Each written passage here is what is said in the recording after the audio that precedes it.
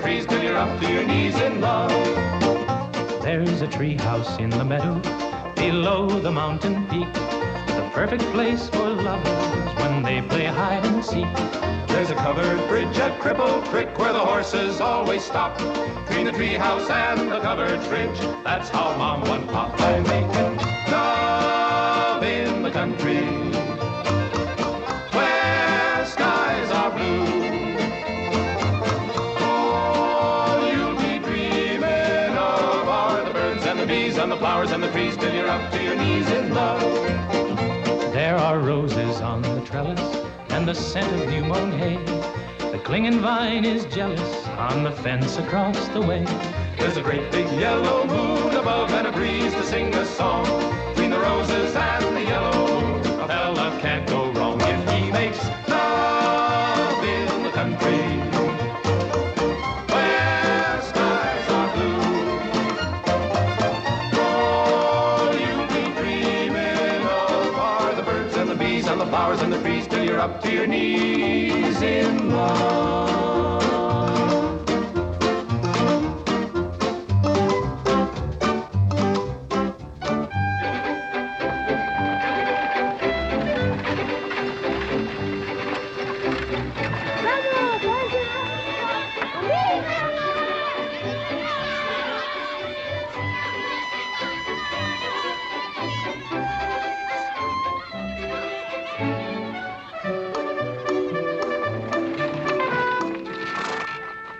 Lord to goodness, not again.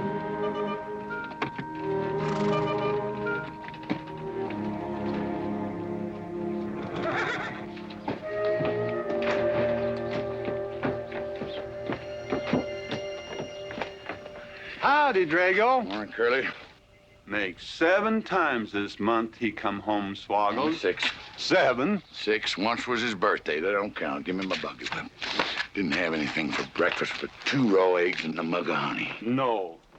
Curly, Yes, boss.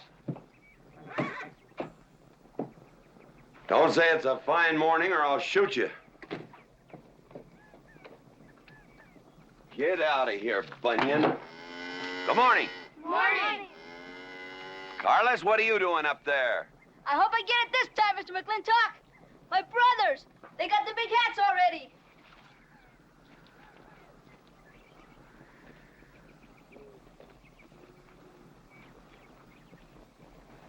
All right, let them have at it.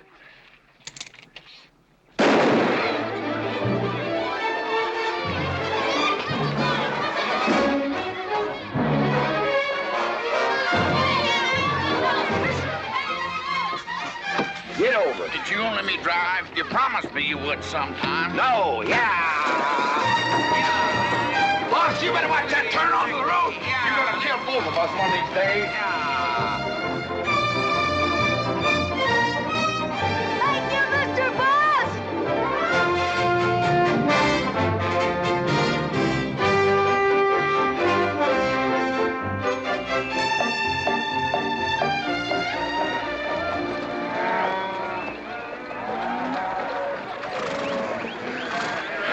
You got cattle in the back, boss.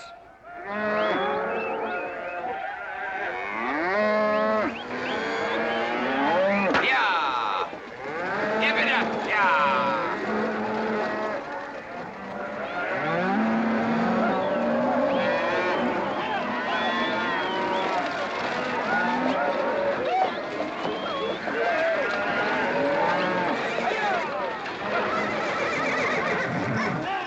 Keep 'em going. 15 cents a pound all the way to Kansas City. Yeah. Yeah.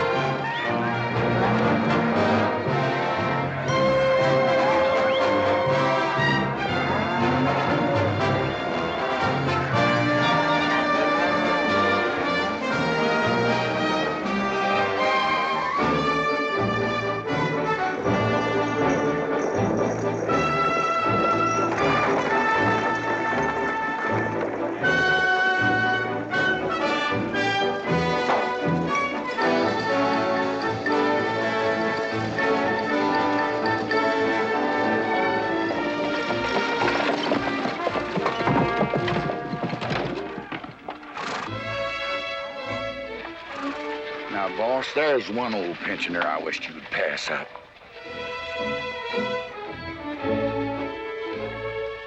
Bunny?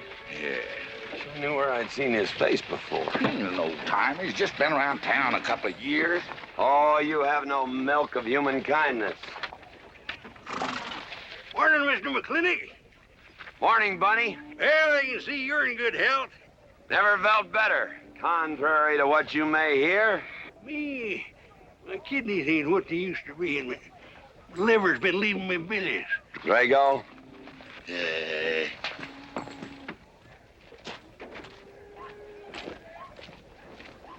Hello, Ben. Hey, McLintock.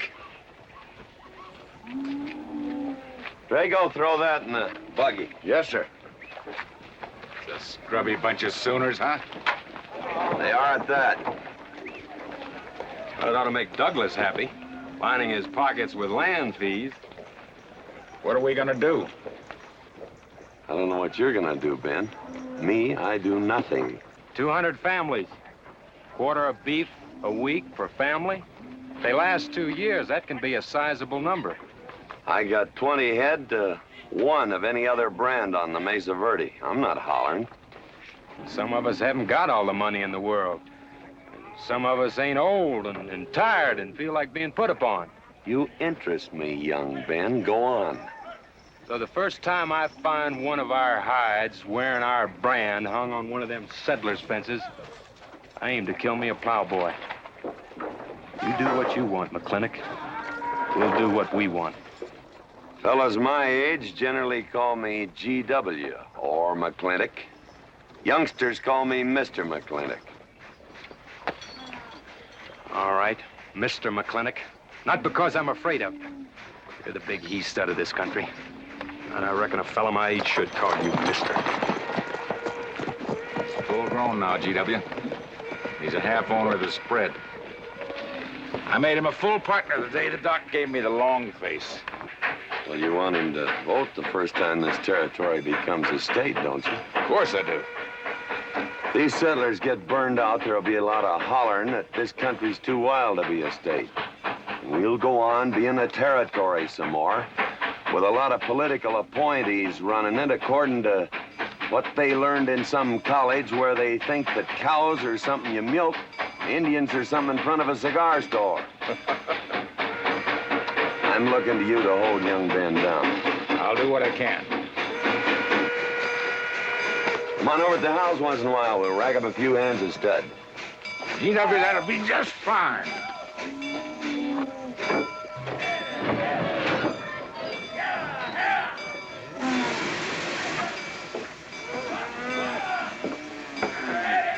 It's a nice morning, ain't it, boss?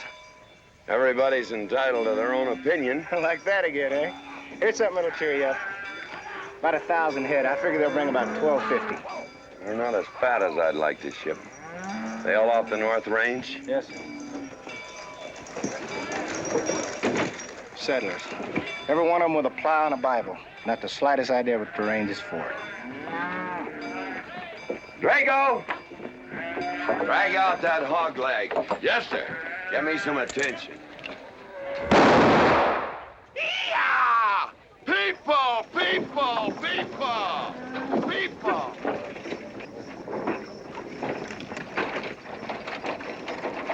Come on, all of you. Gather around. People, come on. Gather around.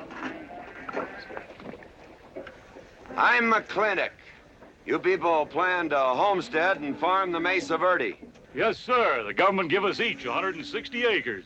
The government never gave anybody anything. Some years back, a lot like you came in.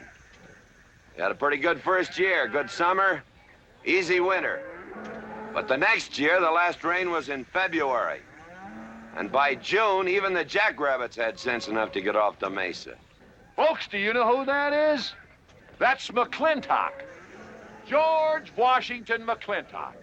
I told him that, Douglas. He controls the water rights on 200 square miles of range. You know that lumber you got? It came from his land. Cut by his loggers and milled in his mills. Douglas, I come close to killing you a couple of times when we were younger. Saddens me I didn't. Can you imagine a man who owns all that? Oh, and mines too, I forgot to mention them. All that. And he's begrudging poor people a measly 160 acres. That right, Mr. McLintock? You begrudge us a little free land? There's no such thing as free land. If you make these homesteads go, you'll have earned every acre of it. But you just can't make them go on the Mesa Verde. God made that country for buffalo. Serves pretty well for cattle. But it hates the plow. And even the government should know that you can't farm 6,000 feet above sea level. Any trouble, Mr. McLintock? No trouble, Jeff.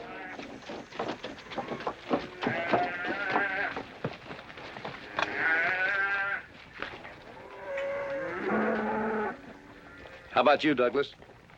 Douglas? Just plain Douglas, eh? And you call him Mr. McLintock. Why? Well, Douglas, I guess it's because he earned it.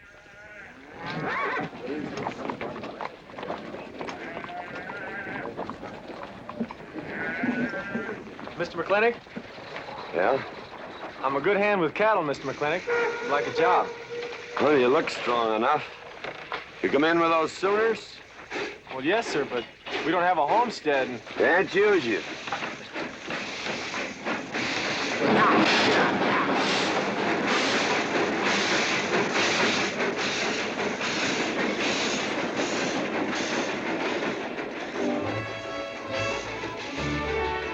Tough life, ain't it, Sonny?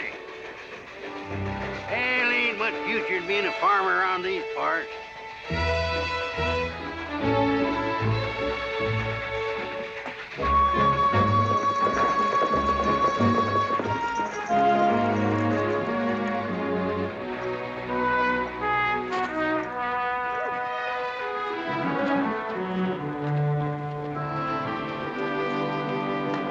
Ladies, this is the finest Chantilly lace available anywhere. Chantilly, Mr. Birnbaum. Well, believe me, it's the best. Oh, excuse me, please. Look around. Take your time. Drago, I got 1,000 Havana cigars and 12 of those hats for you over there. Them 12 big hats ain't gonna last long the way some folks have been dipping into that red eye these days. Uh-oh. Good morning, GW. Good morning. I stole some stick candy. Please, help yourself. Come on in. Davy, you can forget about saddling up the horse. Come in here. Problem? Yes. Well, if I were blacks, I'd move Queen's Bishop to King 4. Yeah, you might be right. You know, I was just starting to work this out when the letter came. Letter? It was... What happened? Don't you want it? Morning, Mr. McLintock. Morning, Davy. You being here saved me a trip. Oh, that hat and suit of clothes you picked out for my birthday? Well, instead of this cowboy hat, I'd like to have this one. If it's, all right with you, sir. Well, that's all right with me, Davy. Of course, that looks like the kind of a hat a fella'd wear down Main Street to start a fight. Oh, I don't need a city hat for that. All I have to do is walk down the street and some wiseacre will call me an Indian, and just like that, the fight's on. Davy, the letter, it's for you. And you are an Indian. Yes, I know I'm an Indian. But I'm also the fastest runner in town. I've got a college education, and I'm the railroad telegrapher. But does anybody say, hello, college man, or hello, runner, or hello, telegrapher? No, not even hello, knothead. Davy. It's always, let the Indian do it. Will you go out in the store and help the ladies? All right. I'm also bookkeeper, part-time clerk. Always let the Indian do it. The lady brought that out here this morning, asked for it to be taken out to the home ranch for you. Handsome lady, kind of tall with red hair. Called me Mr. Birnbaum, just as if she'd never seen me before, and as if that veil that covered her face would keep me from recognizing her. I thought she was in New York or Europe or someplace. So did I. Jake, you better throw on a couple extra cases of the boss's favorite bourbon. That stuff sure gets used up fast out at our place. Which reminds me, you better start tapering off. Catherine's in town. Katie?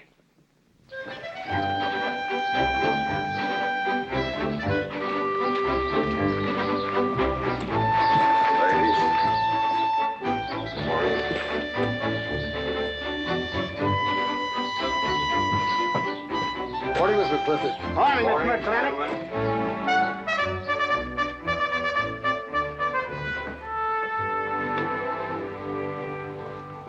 Good morning. Hello, morning, Mac. Darling. Pomeroy, Morning, GW. what are you doing in here? Why aren't you out at the desk? Helping out the bartender. Yeah, I see a busy day. Give me the key to room 17. What? 17, and don't advertise it. Here they come, Mr. McLintock.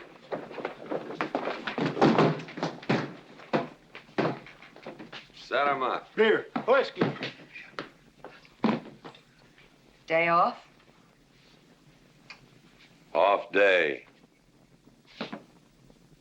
Wonder what he's so preoccupied about. Haven't you heard? No, what? Katie's back in town. Katie? Yes, dear. The social arbiter. Well, hi, Sonny. Good morning. Oh,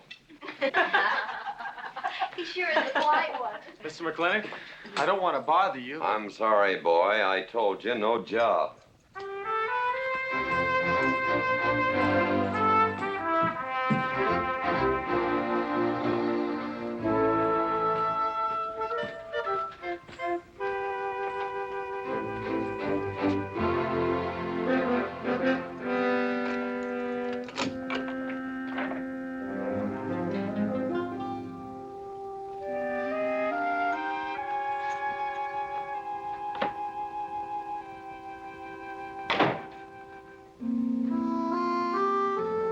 Catherine? George Washington McLintock.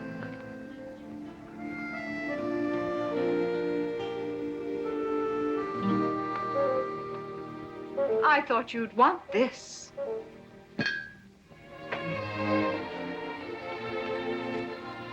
First dig of the spur. But who am I to upset your plans? But you feel kind of silly. I never feel silly. It's because you have no sense of humor. Why couldn't we sit down in the hotel dining room and talk about whatever it is you want to talk about? Or why couldn't you just come over to the house? And have everybody know that we're meeting. Everybody knows, and what's the difference? We're married. That is something I should like to change.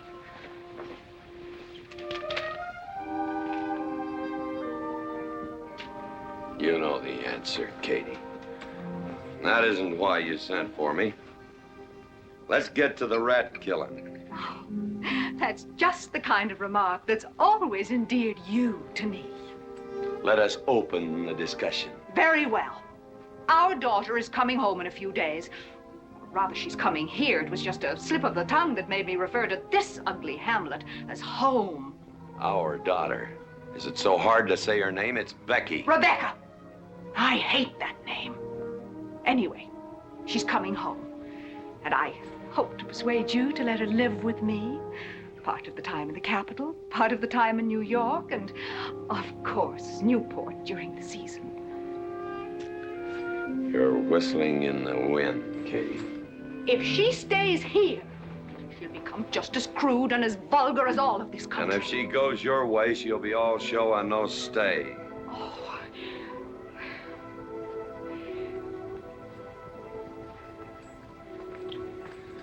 No go, Kate. I hate you. Oh, how I hate you. Half the people in the world are women. Why does it have to be you that stirs me? Animal. That's the story. I saw your picture in the paper at the governor's ball. You were dancing with the governor. At least he's a gentleman. I doubt that. You have to be a man first before you're a gentleman. He misses on both counts.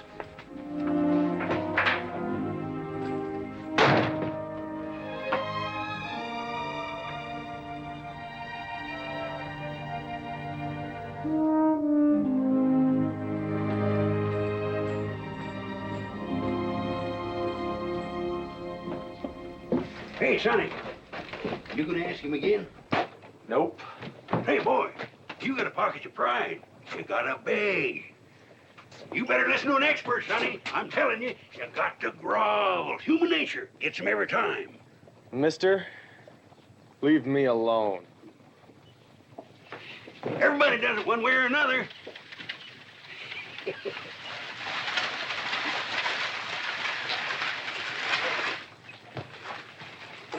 About that job, Mr. McLintock. I already told you, son, I've got no need for farmers or use for them. Just 1 minute, Mr. McLintock. My father died last month. That's how come we lost our homestead. I've got a mother and a little sister to feed. I need that job badly. What's your name? Devlin Warren. Well, you got a job, son. See my home ranch foreman. He's over at the corral.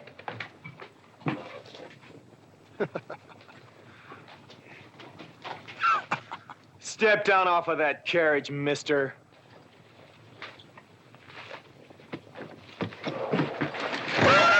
Hold that hog leg.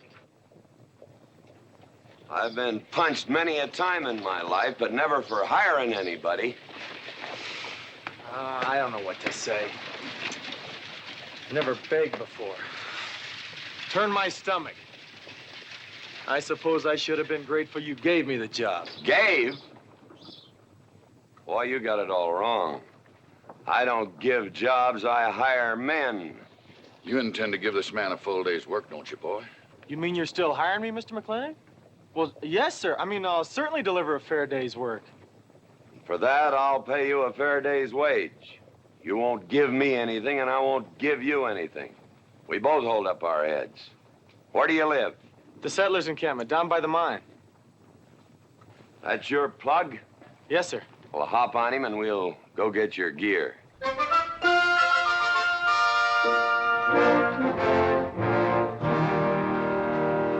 Yeah! Yeah!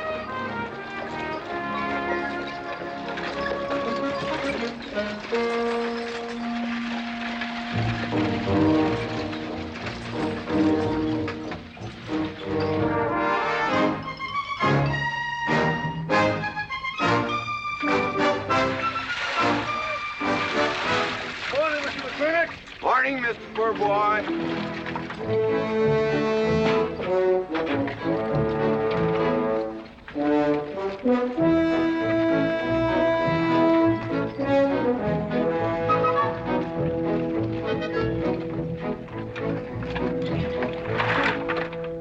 I'm sure that all you fine people are interested in knowing just what portion of this new land will be your new home.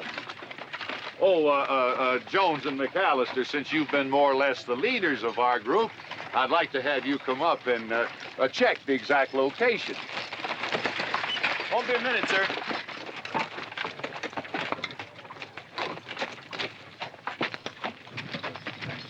Go after that boy and give him $30.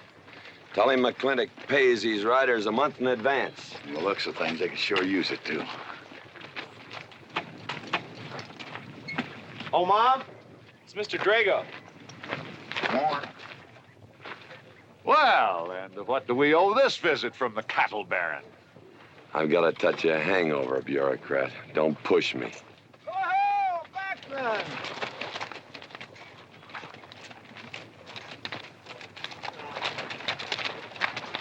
Say, those are Indians. Are there Indians in this homestead land? Friendly Indians, my boy. Oh-ho, Macklin. Oh, running buffalo. Oh, Macklin. Long time we don't get drunk together. And it's gonna be a lot longer time, because it's against the law and you're with the sheriff. And if I got my hands full, they came into town to meet the train. The old Indian chiefs are coming home. I heard they'd been pardoned. They don't know when it's arriving, this week, next week, or next month. So in the meantime, I've got to do something with them. Could I cut out a couple of head of your steers to feed them? Otherwise, some of these settlers' milk cows are going to disappear. That's right, Macklin. Cut out whatever you need. Sheriff, are you going to camp these savages with all these settlers? You're asking for trouble. Mr. Douglas, I already have plenty of trouble. Please stay off my back. Running Buffalo, bring your people over to the clay slide. Go. Hello, Mr. Macklin. Tiny Mouse, it's nice to see you. You wouldn't believe it now, but 20 years ago, she was a mighty handsome maid. 20 years ago, you thought so too, Mr. Douglas.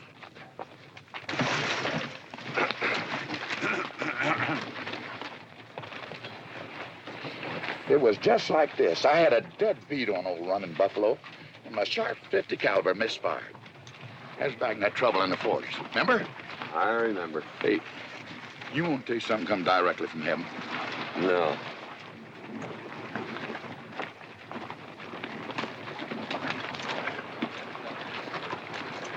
Where'd you get this? That boy's mama baked them. You thinking the same thing I am? She's a widow woman, boss, and she's got a long, hard road home. Hire her.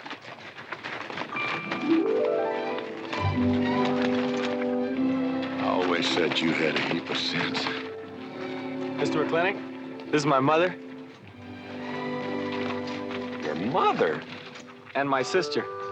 Pleased to meet you, Mr. McLintock. Ma'am, this here's my boss, and he has a few choice words to say about your biscuits. Yes, Mr. McLintock? Well, they're great.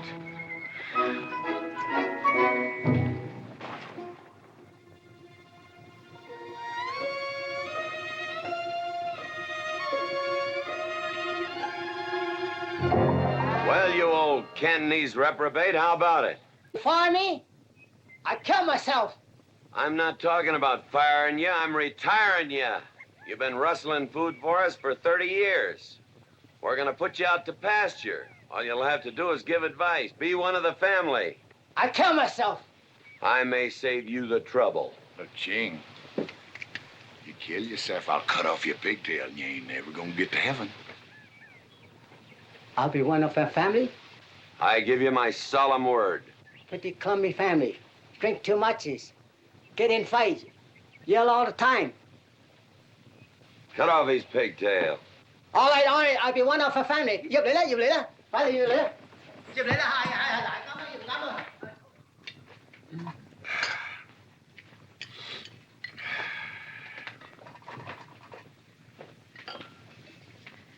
I hope everything is satisfactory.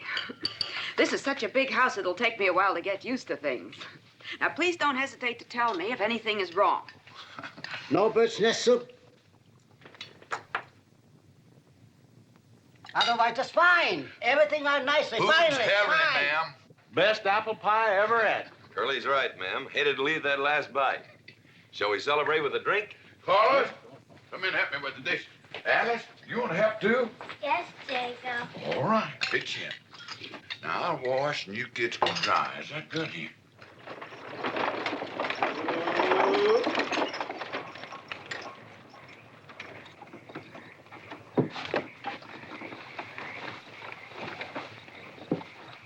Don't seem possible one woman could use all them clothes. You keep a civil tongue in your unprepossessing face. Yes, ma'am. And unload my baggage, please. Yes, ma'am. By the way, what does that word unprepossessing mean?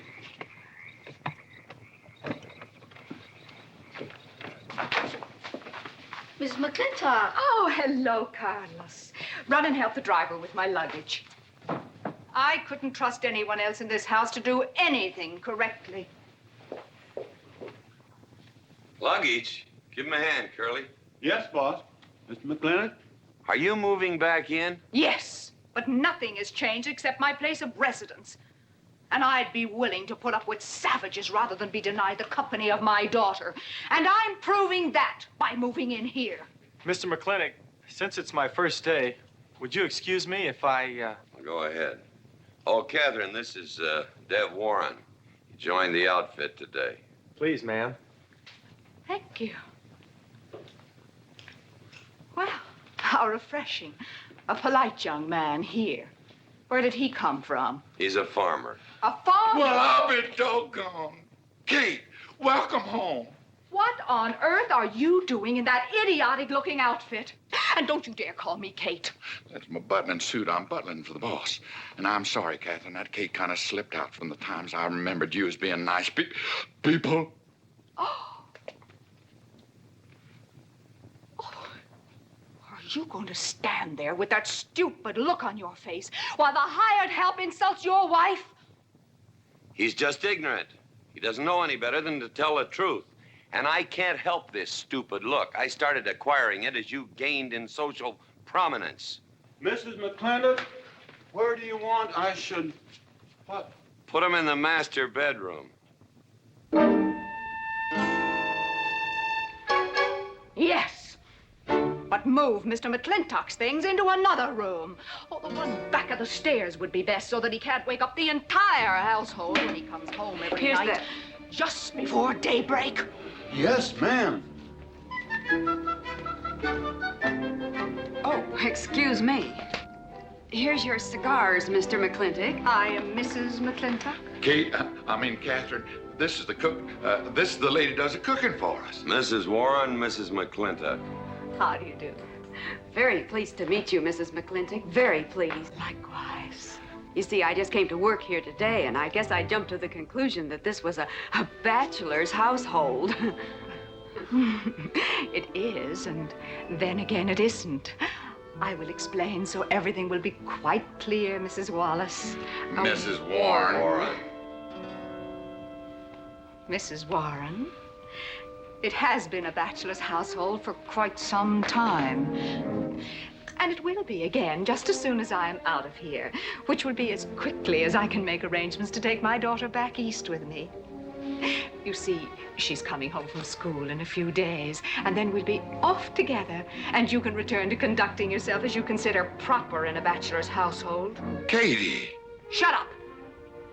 Until then, I am mistress in this house, and I will give the orders. I want my breakfast served in bed. Let her. Ain't you gonna say nothing, boss? Breakfast in bed. No. 1 poached egg, tea, toast. Oh, GW. As soon as my things are put away, I want to talk to you about Rebecca. Yes, Mrs. McLintock. Indeed, Mrs. McLintock. Of course, Mrs. McLintock. The toast, lightly browned and unbuttered. Of course, ma'am. Wait a minute now, boss. Where you think you're going? I just remembered I got a date. But she said she wanted to have a talk with you. I heard.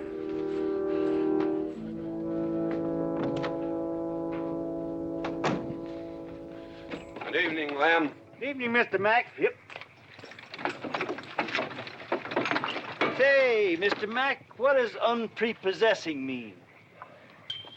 I was called that once, Lem. Looked it up in the dictionary. It's best you don't know what it means. Uh-huh. Thank you. You're up.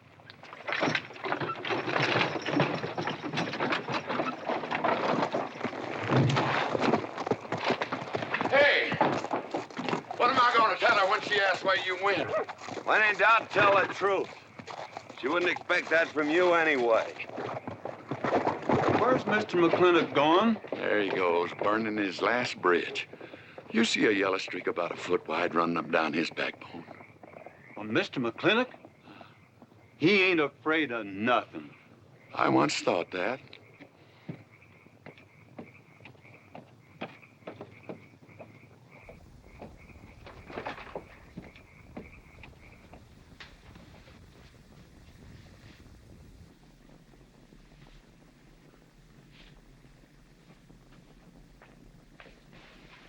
Drago?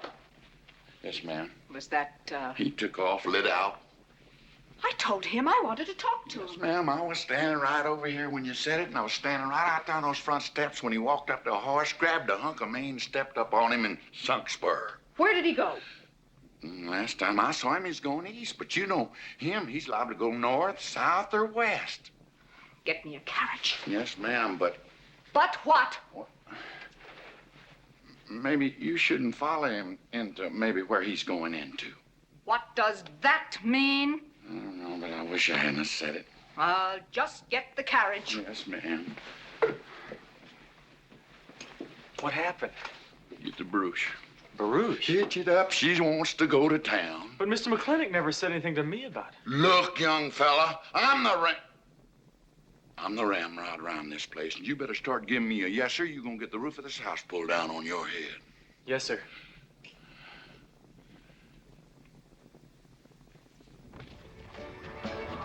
Hello, Davy.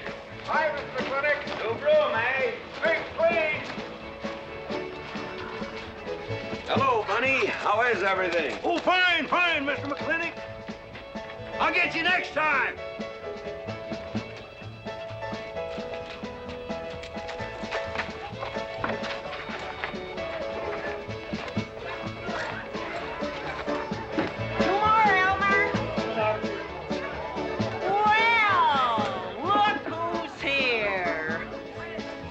What'll it be, Mac?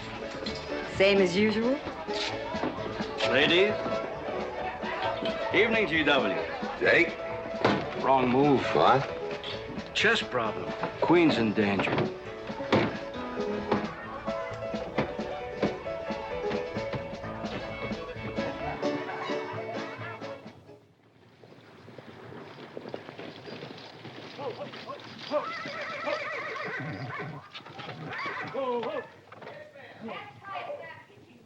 I suppose you can do that. Camille, you're on your own. Mr. McLintock?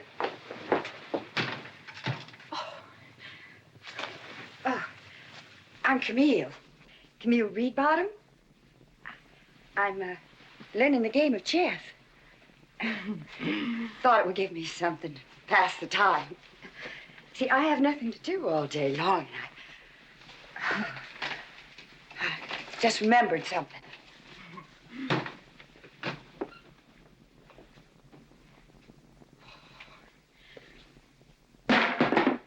Catherine, I didn't hear you come in. Mr. McLintock, I told you that I wanted to talk to you. Not now. Could I get your glass of sherry, Catherine? Oh, thank you, Mr. Birnbaum. I could use one. I came into town behind a runaway team. Drago never could handle horses. It was that young man whose mother pretends to be your cook. Catherine, your wine. Oh, thank you, Mr. Birnbaum.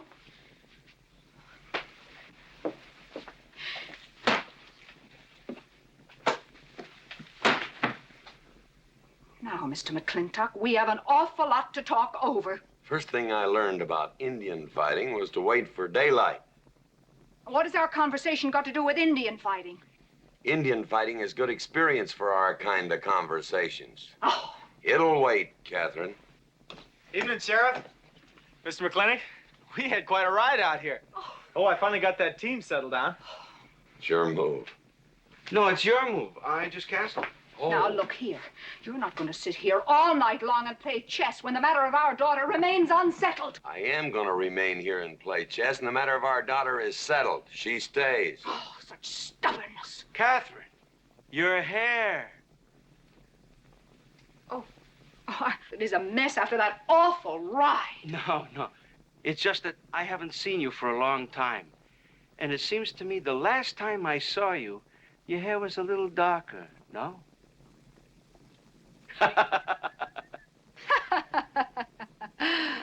It's a funny thing that tricks a man's memory will play, huh?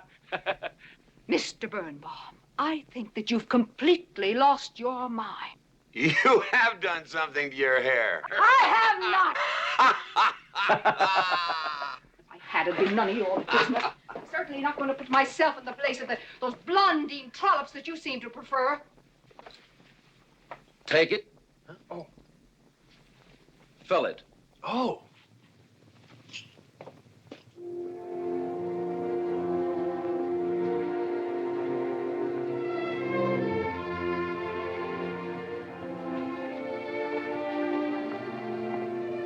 Good morning. You fellas still at it all night?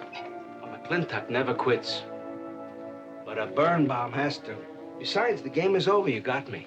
Oh, no, Mr. Birnbaum. You still got a good game. Oh, you play chess? Please, take them.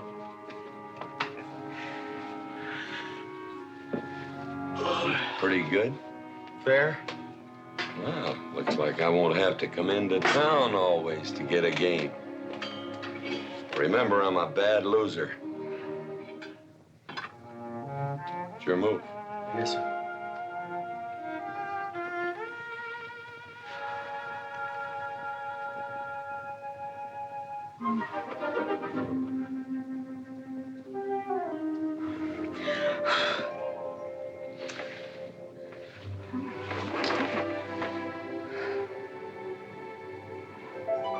Good morning.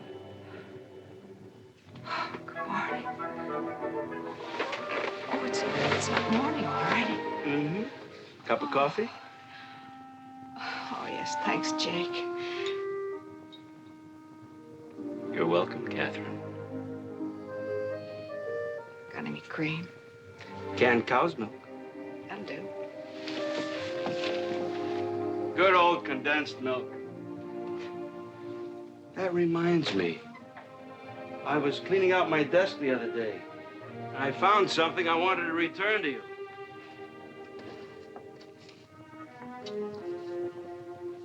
Here it is.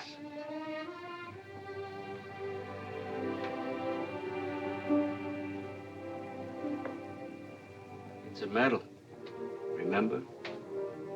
From the President of the United States of America to First Sergeant Michael Patrick Gilhooly for bravery above and beyond the call of duty. It's your papa. Reminds me of the first time I ever saw you. It was over 17 years ago. You walked into my store, not much bigger than the bundle you were carrying. And in the bundle was the most beautiful baby I ever saw. And was she hungry? You walked all the way from Superstition Creek just to trade me that medal for a case of canned milk. GW was off somewhere as usual, fighting Indians. Sheriff! Sheriff Lord! Well, have you seen the sheriff? Kind of early for him. You try his house? Why didn't I think of that? Looks like Birnbaum's is open. Maybe somebody in here knows. So there you are, Sheriff. I told you you were headed for trouble. Trouble? I want to know by whose authority you let those Indians stay in town. Those savages are wards of the government, and I am the representative of I that told Sheriff Lord that he could put him up down by the clay side. Because the town's named after him, he thinks he owns it. Well, you check the books in the recorder's office, and you'll find I do own a fair piece of it. Agard, if you knew anything about Indians, you'd know that they're doing their level best to put up with our so-called benevolent patronage, in spite of the nincompoops that have been put in charge of it. Those Indians need my permission to leave the reservation. Those chiefs have been giving orders all their lives. It's pretty hard for them to understand that they have to hold up their hand like a schoolboy in a classroom. The law is very clear. I told you you'd get no satisfaction from these people. Well, we'll get the girl back. Girl? The girl the Indians kidnapped. But don't worry. I armed the settlers and set them to rounding up those red devils. What is this about a girl? Millie Jones, one of the settlers' daughters. The Indians kidnapped her. That's ridiculous. And you turn loose a lot of farmers with shotguns? I certainly did. You're insane. Let's go, Sheriff. Mr. Douglas, Oh, Miss McLintock. much as I hate to agree with GW about anything, you haven't changed a bit. You're still an hysterical fool.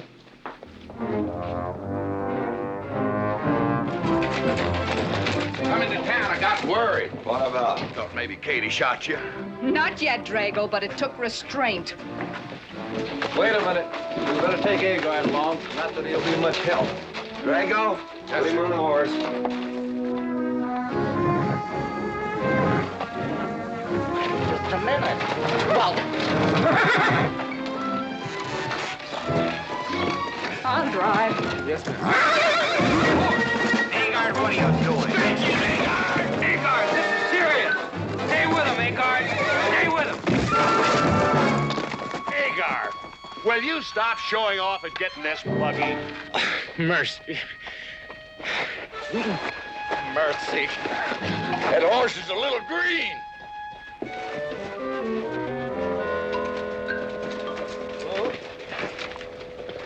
Let's go. yeah.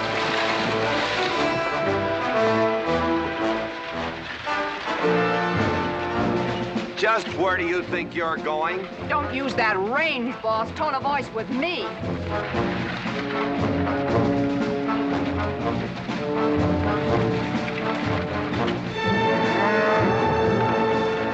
Carter! Headed for Mr. Poor Boy's mine. Mount up some riders. Right, boss. You heard the man.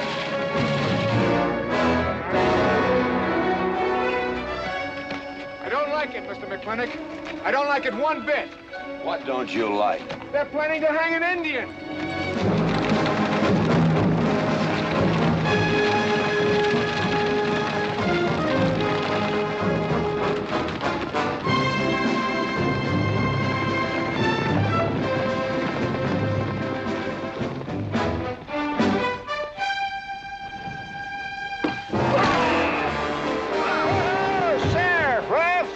Where's the whiskey?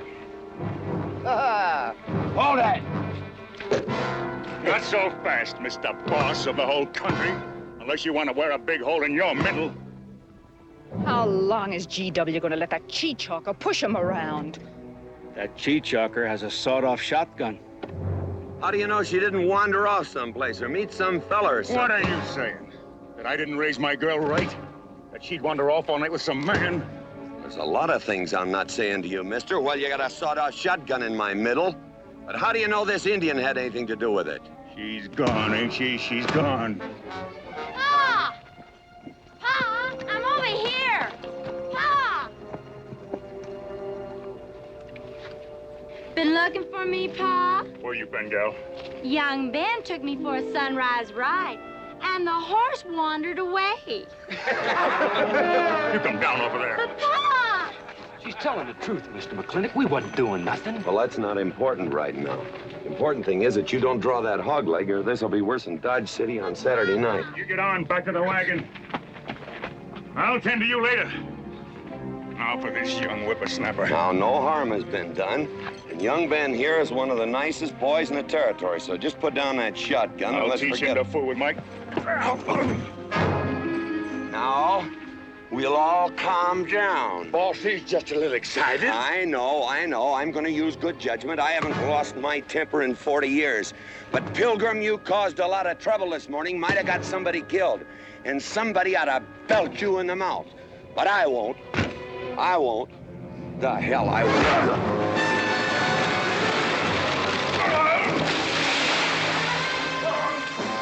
McLintock Rider!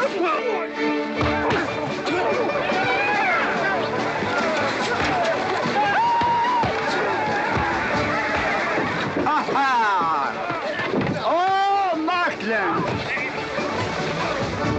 Hey, Buster! Remember me?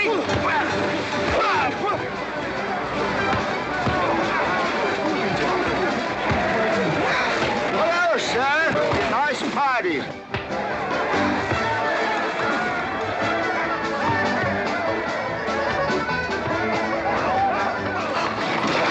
Do you think you oughta? I ought to what?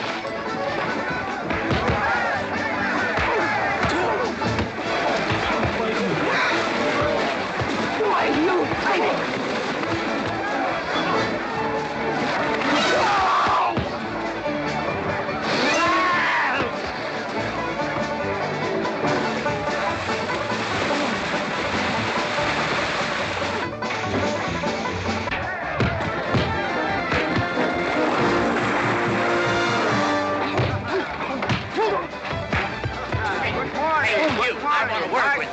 Hey, just a minute. What do you do? My glasses. Hey, now stop this or you'll be sorry.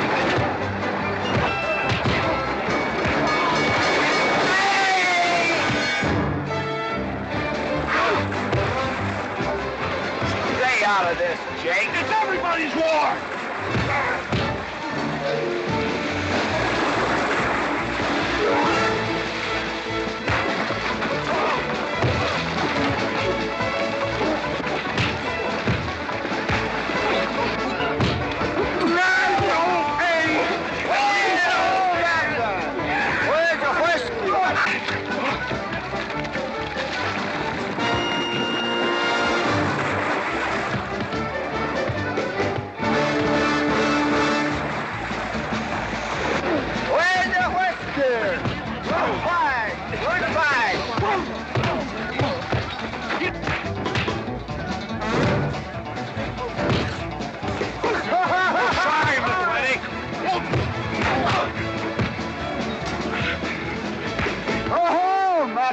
Thanks. Ha-ha! It's very funny. Yeah, very funny.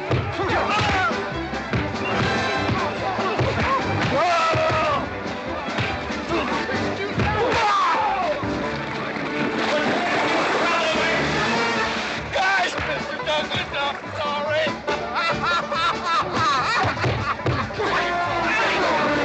My age, Drago!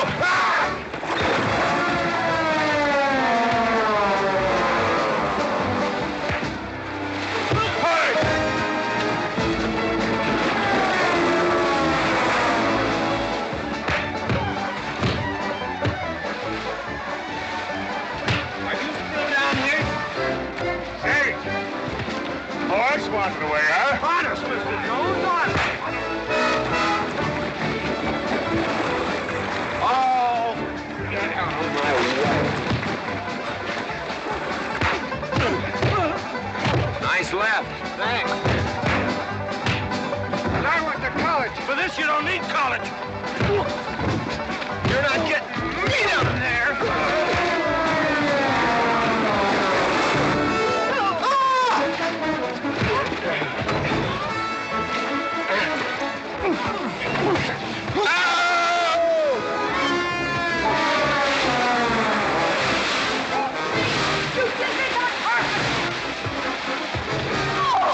Why, McLintock, you big... Good morning to you, Mrs. McLintock. Buddy, you big... Yowie!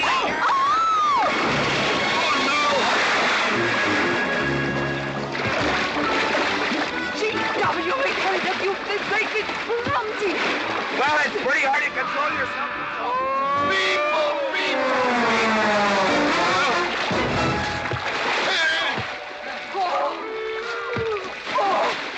Oh, Macklin! Oh, Macklin! What party? No whiskey. We go home.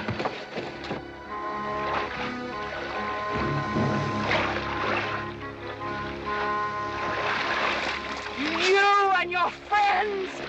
Well, we at least saved your hat.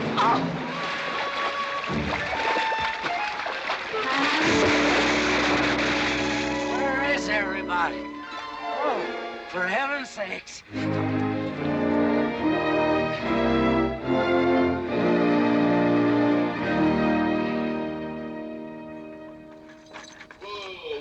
Drago, will you never learn how to handle a team? Yes, ma'am, I'll sure try. I'll tell you that now. Try me family. You want to lose your pigtail? I lose face. Lousy lot of tips. You want to lose more than that. Kate, Yes? we could be a big help to one another. Like what, may I ask? Well, we could wash the mud off of each other. We used to have quite good times doing that sort of thing.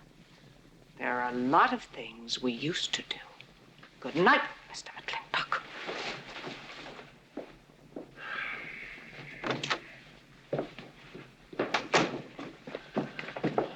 Any luck? What are you talking about? I mean, divorce. She still want it? Yeah. You know something? Women are funny. She fought like a wildcat on your side out there this afternoon. Come home, she slams the door in your face. That divorce business, is that what you get when you pay a woman not to live with you? That's about it. Some women I've known it'd be worth it. You know, if we had any moral character, we wouldn't be standing here covered with mud drinking when we should be washing. G.W. Drago.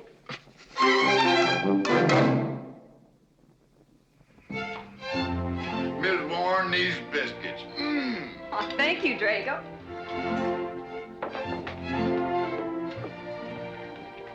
Good morning, Mrs. Warren. Good morning, Mr. McLintock. Breakfast for the boss? If that's the way you want it, Mr. McLintock.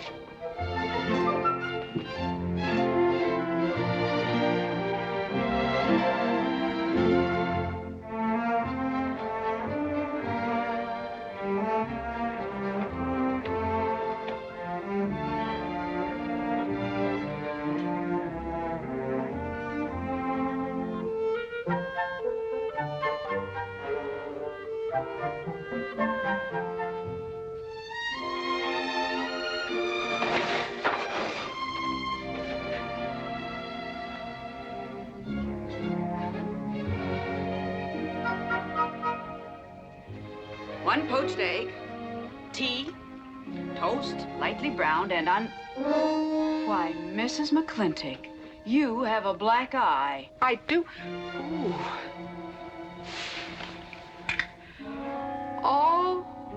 Oh, and Becky's coming home today. And that's not all. There's a little something we'd better get settled. There are no men listening now, so we can be ourselves. Oh, sure, I let you get away with all that guff the other night. But now that we're alone... When I want the opinion of the hired help, I'll ask for it. You know, you could wind up with 2 black eyes. What? Oh, I realize you had to put on that big act. We always have to just before we get ready to forgive them. Generally for something they haven't done. But you and I both know that's just to keep them from getting the idea they run things. McLintock give you that black eye? No. Nobody gave it to me. I won it.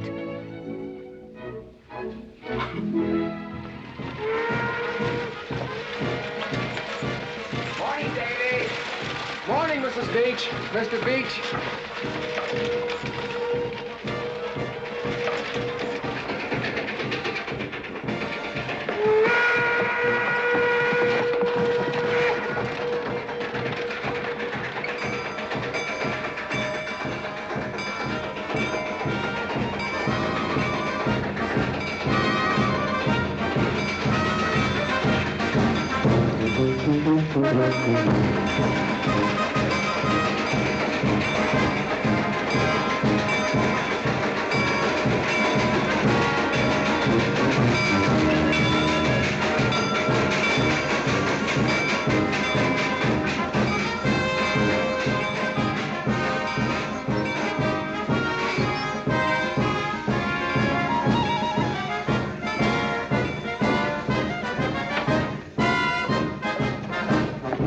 Why, Miss Becky, welcome home.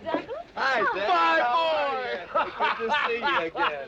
Daddy! Well, Daddy!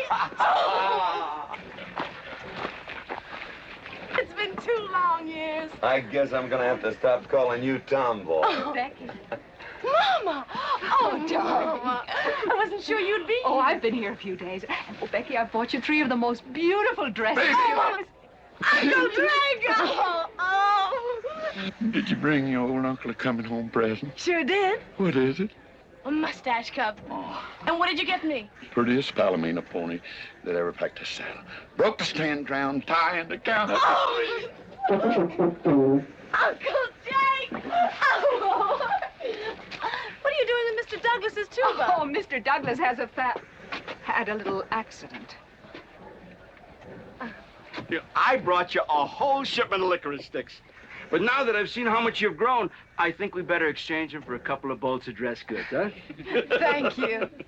Oh, the mayor was going to be here, but he had to go to the territorial capital on a horse theft matter. But I'm going to give his speech. Oh, and don't worry about the mayor. I'm sure that he can find a bill of sale for the horse.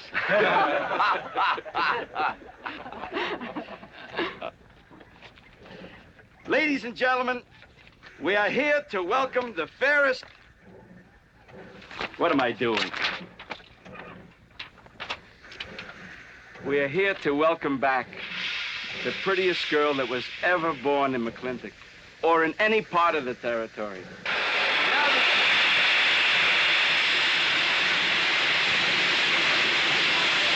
Hey, Davy! Yeah? Got something for you. Yardmaster up at the junction told me to let him ride, so I locked him in here. I've had my scalp a long time, and I aim to keep it.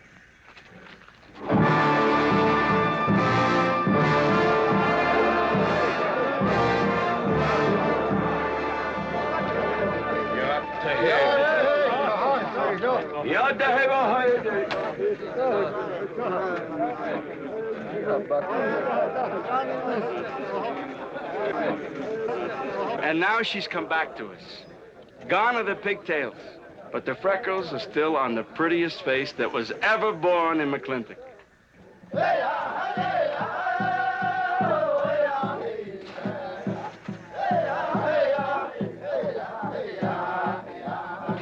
Hey, that's Puma. And it's true.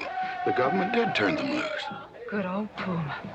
I'll never forget when he brought G.W. home. Your father had a hole in his chest and 104 fever. Of course, they weren't very mannerly about it. He came past the house at a high lope and threw him on the doorstep. And you do remember them good old days, don't you, Katie? Catherine.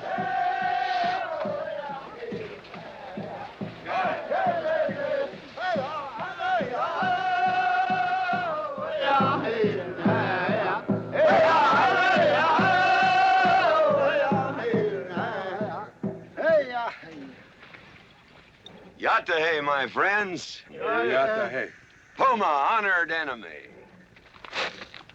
Does big McLintock forget? Also blood brother. No, I'll never forget that. All wound.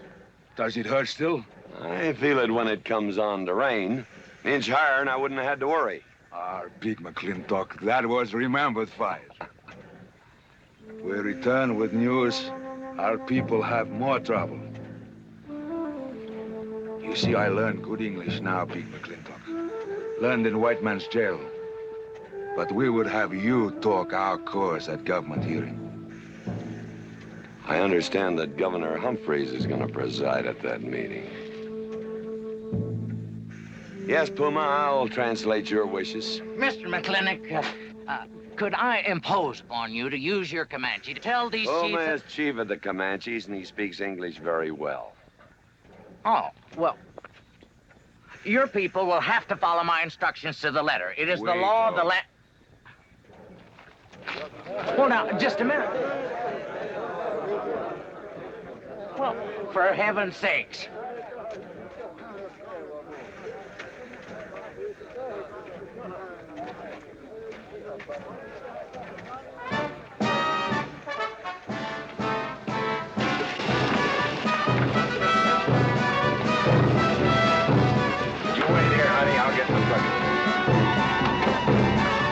McLintock party?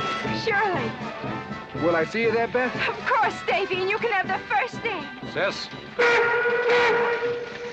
Don't want any sister of mine talking to strangers. Davy's not a stranger. He clerks in burn barns. He's an Indian.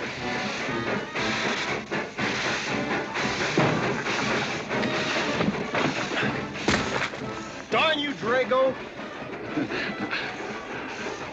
Now look what you've done. Baby, this is Devlin Warren. He works for you, Papa. Dev, this is Miss Becky McLintock. Those are my things. Yes, ma'am.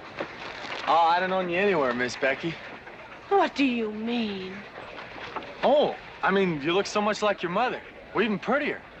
Oh, Mr. Warren. Mother's much prettier than I am. Many a fight started with words like that. Come on, get in the boat. Hello, Ching. We got jelly pie for dinner. Oh, I'm not cooking. No, he's not. Junior!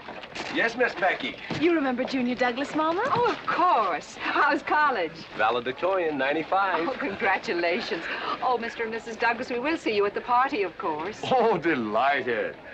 Well, it'll be pretty hard to keep young men away. Yes, sir. Drago? Yes, boss. Baggage all loaded. G.W. You remember young Junior? Oh, yes. Like father, like son.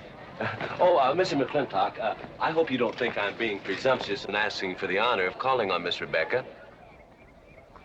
Well, there she is. Ask her yourself. Thank you, sir. Ching, now I'm going to get fired. Get up out of here. Thank you, sir. Thank you. How do you know me, man? I'll see you at the party, Junior! Yeah. Yeah, what? Like father, like son. What did he mean, Matthew? Come on, Ching. Grab a root and growl. 我係佢高人，唔認真做工。我係嗰啲人，我想你買乜嘢生我做啊？我呀，做晒咗啊！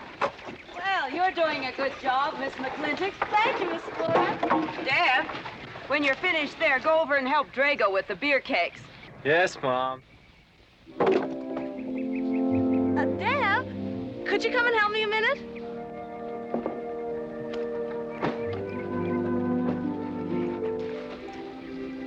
was surprised to hear you went to college. Why? I don't know. Junior says Purdue's a good college for a backwater place like Indiana. Well, he did indeed. Oh, could you do this? I can't reach it. Why didn't you finish college? Lack of funds. My father got sick, and he had to come out west.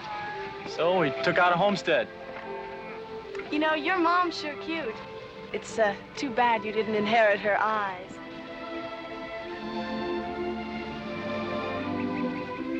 Well, you'd been lucky if you'd inherited a few things from your father. Oh, really? For instance? There's common sense, for instance. Common sense? Yeah. You don't see him being fooled by some dude like Junior Douglas. Junior's not a dude. He's nifty. This needs a woman's touch. And besides, he got a letter at college. What sport? Glee club. Very strenuous. Don't you dare hug me! Oh! I have no intention of hugging you.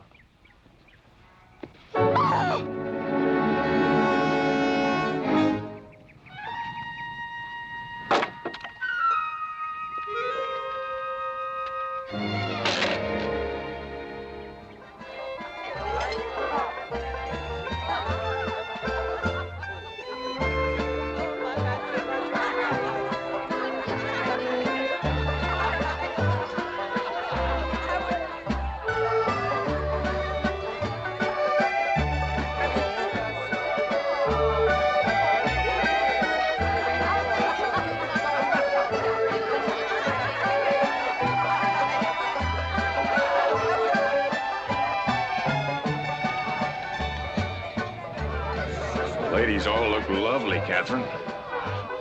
You know, this is a real fine party. Oh, thank you, Ben. Of course, we had to invite everybody. Just everybody. Sorry, GW, but this one's mine.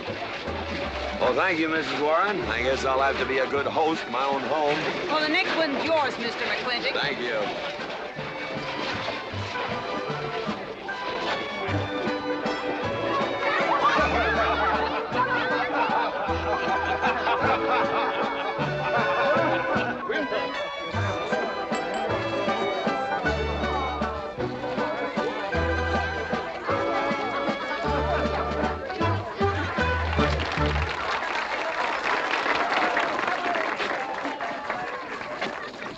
Drago, go and do what I told you to do. Oh, Katie. Catherine, and do as you're told. Oh, Drago, do this. Drago, do that. Yeah! People! This Douglas feller. Drago! Yes, ma'am. Matt Douglas, Jr. is going to bring you folks some of the latest terpsichorean dance steps, brand new, brought by him directly from New York City. All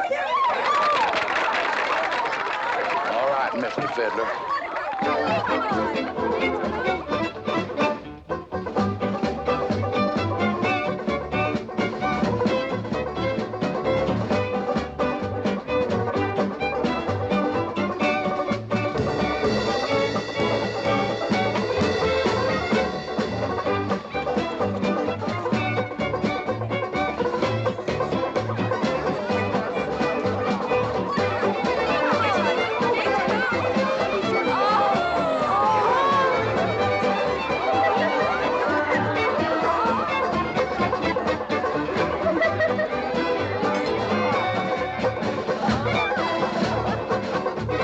Give me a whiskey. Put Williams on board. What? Just turn a 10-gallon party, boss. We'll run out of whiskey. Well, I can take care of that, 你 Shane. 學校整咁個我做升我做報告。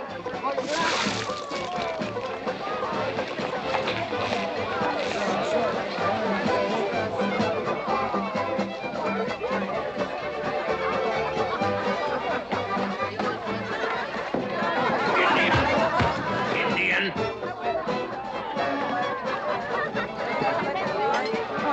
And you still got any ideas about asking my sister to dance? Get up and we can do this all over again.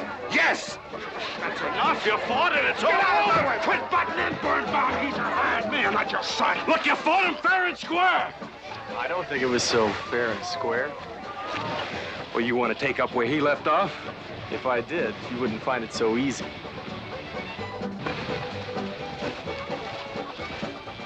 Now we've had enough of this. Well, when are you gonna quit walking away? Just as soon as we're out of sight of the party. The lesson I learned back home, don't fight in front of women. Well, we're out of sight now. So we are.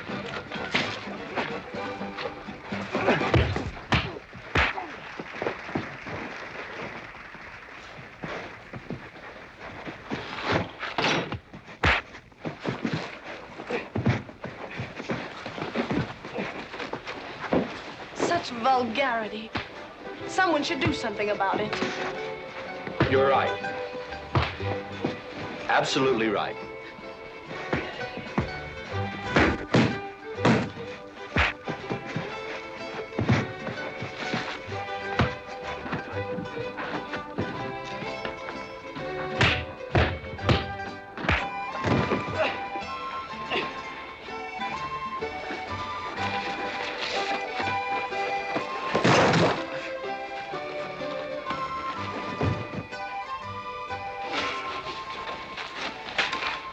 You all right, young man? I'm all right, Mr. McLintock. Pretty fancy fighting for a country boy. 2 years at Purdue, Mr. McLintock, on the boxing team. I never thought any farmer could whip me. But you sure did. Better get him cleaned up. Get him some water, Jake. Yep.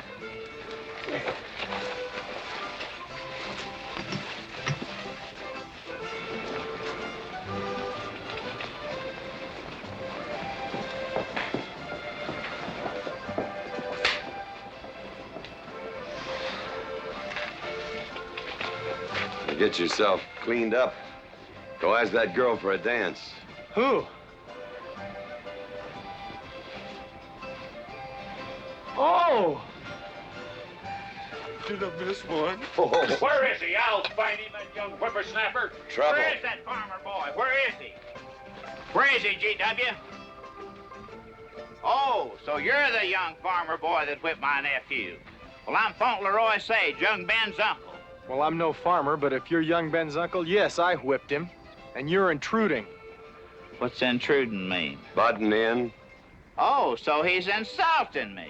Well, then I got another reason for walloping him. Besides, on account of him thrashing my nephew, young Ben. Fauntleroy, you can't get mixed up in these youngsters' quarrel. Family honor. I can't have said a farmer whipped a sage. You're twice his size. Don't let that bother you, Mr. McLintock. Mr. Fauntleroy insists. I'll just have to teach him the same lesson.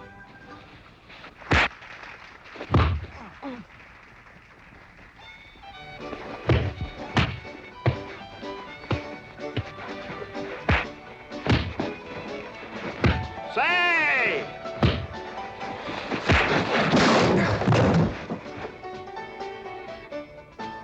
Sorry, young feller.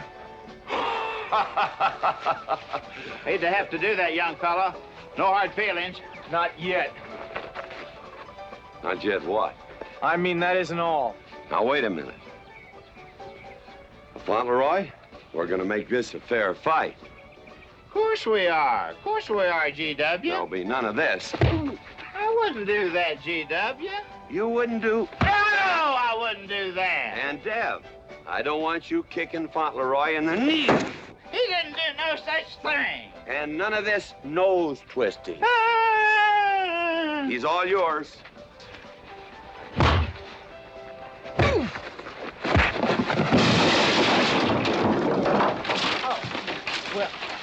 Well, where are my glasses? You all right, young feller? Ouch! I'm all right. This Indian agent will stop stepping all over me. I beg your pardon. G.W. You're just funning me. But I want you to know that boy fought me a fair fight.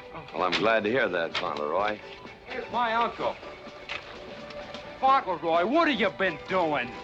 I hope my uncle didn't bother anybody. No bother. I think we'd better join the ladies before they get curious. Drago.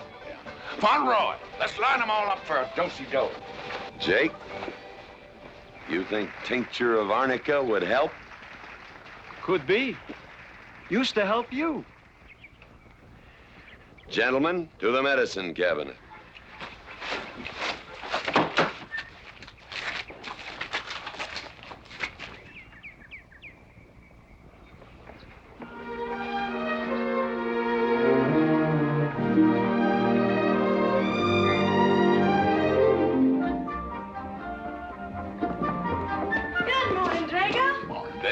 Morning, Daddy. Took off early this morning with a scattergun over his arm. Went hunting.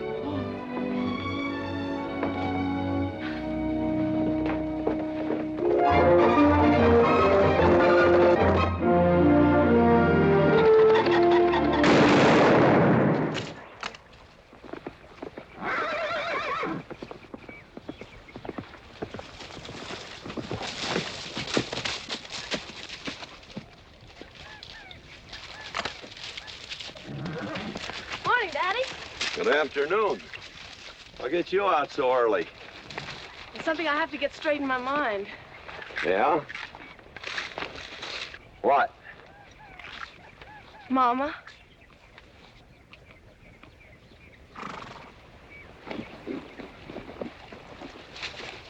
Why'd you and Mama stop living together, Daddy? Why'd you separate? Aren't you going to answer me? No, It's sort of my business, I think. I don't. Is it another woman? Usually is. At your age, you always know what's usual. Is it Mrs. Warren? Becky, I don't want to start laying the law down your first day back home. But I'll have no more such talk. First time I ever saw Mrs. Warren was last week. She has a job here at which she's very good. And I hope you'll have the good manners to not pry into other people's business. Your mother's and mine. Pretty good shot, Daddy. Oh, I can understand your trouble. Mama's often so, well, so petulant. Petulant? You learned a lot of words back east, Becky. Wish to God they'd have taught you some meanings.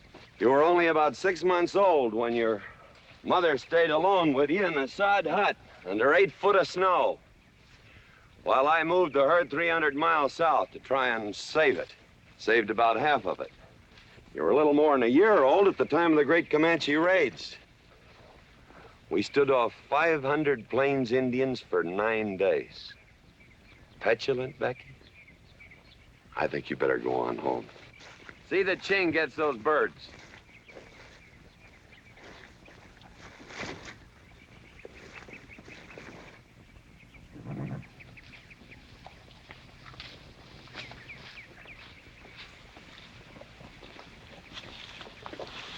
Becky, come here.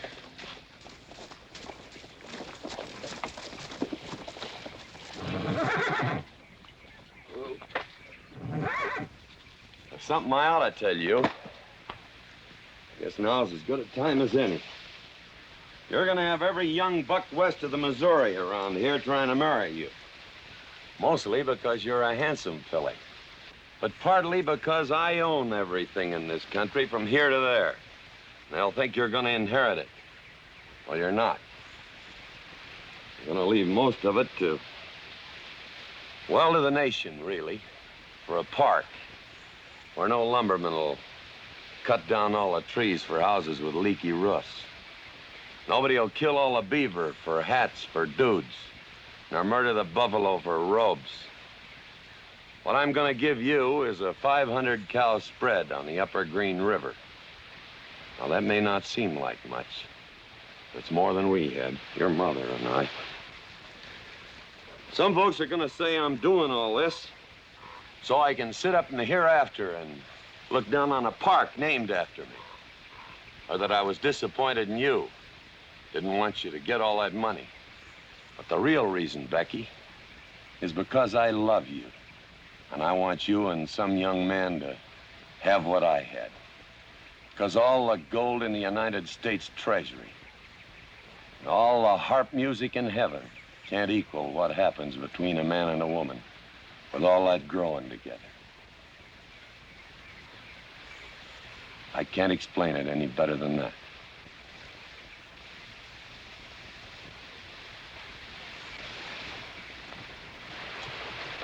All right, Daddy.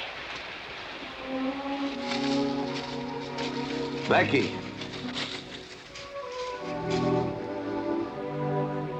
When you're as old as I am, you'll thank me for this. Daddy, I'm full grown. I wasn't worrying about me. I was thinking about you and Mama.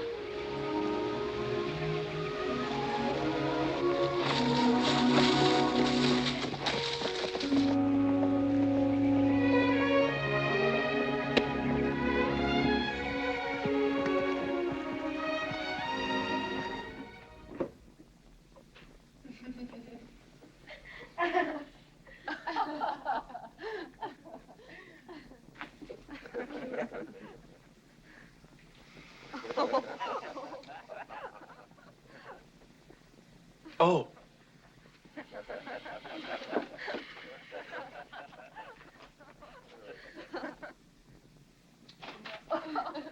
Well, sir, all three of them fell right out of the carriage. Well, it's getting rather late, Becky. It's bedtime. Oh, Mother. He brought this. He must have intended to use it. Oh, well. Sing us a song. Well, if you really want me to. Gosh, I haven't played in You quite know just right for me. Sure. It's the rage now. Oh. Oh. Dev, what are you doing? Oh. I just thought I'd get another cigar. Well, you've got one in your mouth and two burning in the tray. Not move. Fellas want me to play all the time. You're cuter than a baby steer, and softer than a mouse's ear. I want the whole wide world to hear. You're just right for me. You're sweeter than... Oh, no, not that rhythm, Junior. Do it the way they do at the plaza. I know the words. Sure, Becky. Will you sing with me? Of course. All right. I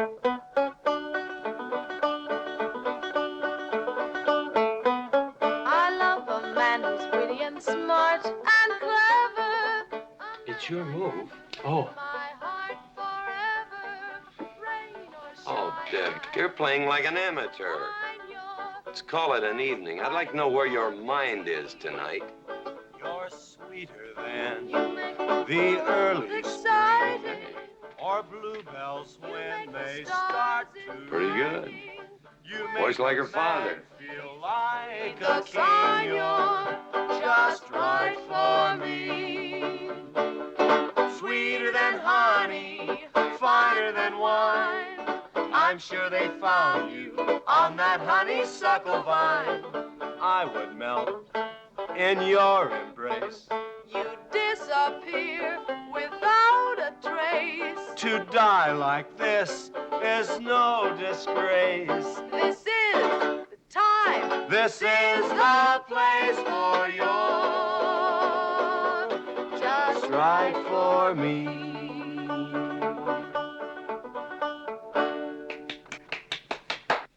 Well, that's so good, I kind of hate to break this up. But if we're going to have that Indian hearing tomorrow morning... sir, about our conversation earlier this evening, I believe I'd better apologize. Yeah? Yes, sir, I've been thinking it over, and when I called you reactionary, well, that's merely my generation's term for your generation. Nothing personal, sir. Oh, really? Well, good night, sir. Good night, Miss McLintock. Good night, and do come again. Good night, Drago. Night. Boss, what does reactionary mean? Me, I guess. He says that anyone that wanted to sell at a profit was a reactionary. Was we reactionaries back in them days when you was selling beef cattle for 6 cents a pound on the hoof? Well, no use arguing with him. College boy.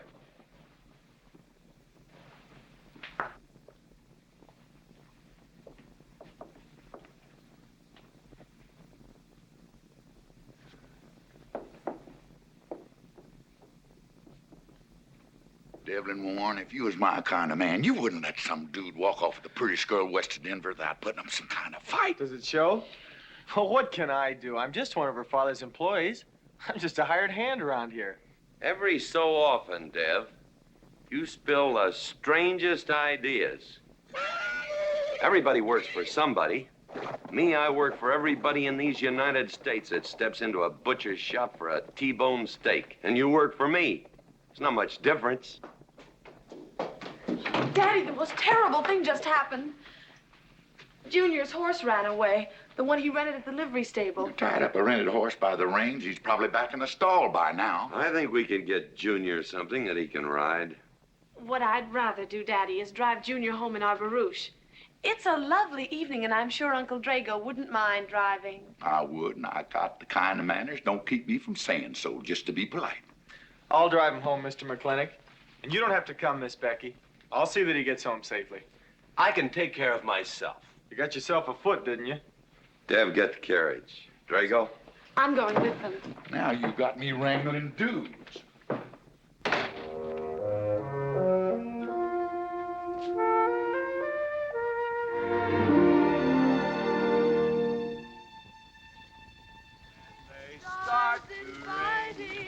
You make a man feel like a king.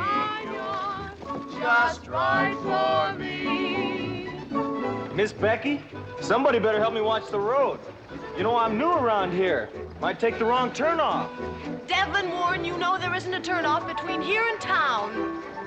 You disappear without a trace. To die like this is no disgrace. This is time. This is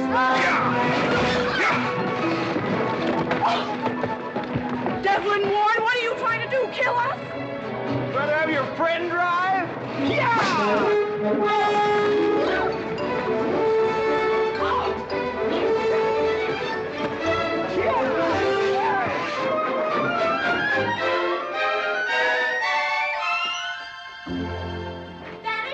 Daddy, I have never been so humiliated in my entire life.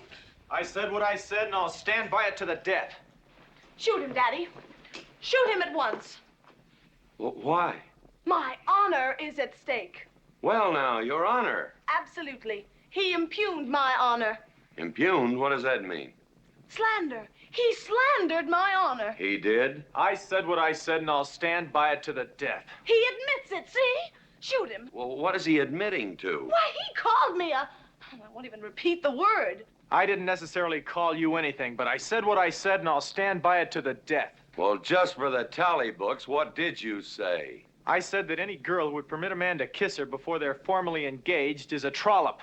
He said it again. Shoot him. Now, hold on. No, don't hold on.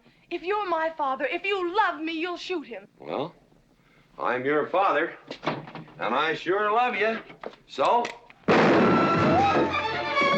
Oh, you shot him. You really shot him.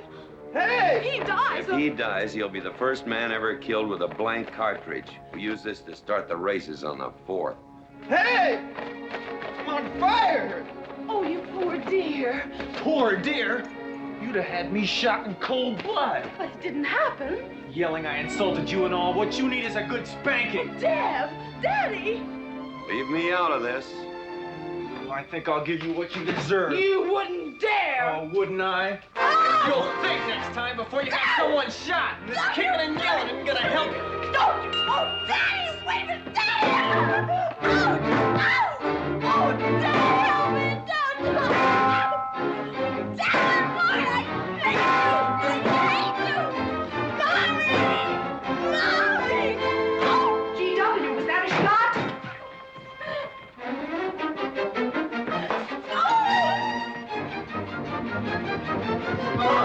Becky, what happened? He spanked me! You spanked my daughter? Dev. You mean you stood there while that brute beat our daughter? G.W., what's happened to you in the last 2 years? Part of valor, son. Oh, isn't it enough that you've always treated me like a squaw without subjecting dear, sweet Becky to this crude, vulgar way of Catherine, life? you women are always raising hell about one thing when it's something else you're really sore about. Oh. Don't you think it's about time you told me what put the burr under your saddle about me? I don't intend to stand here and hold a midnight conversation with an intoxicated man.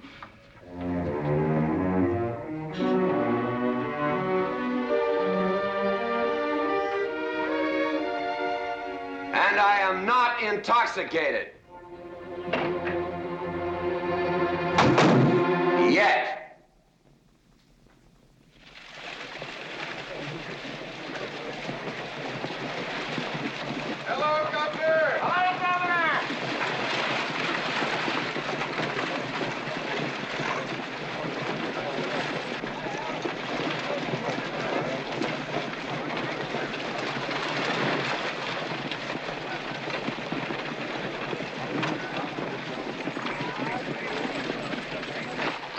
Chief Puma? Yes, Sergeant. Big McLintock, we know you get us fair judgment. You gentlemen, follow me.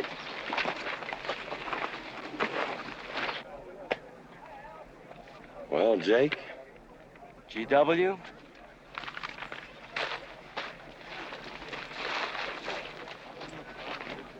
Well, GW, it's been a long time. Not long enough. Cuthbert. Your husband is a rude man. Yes, Cuthbert, I know.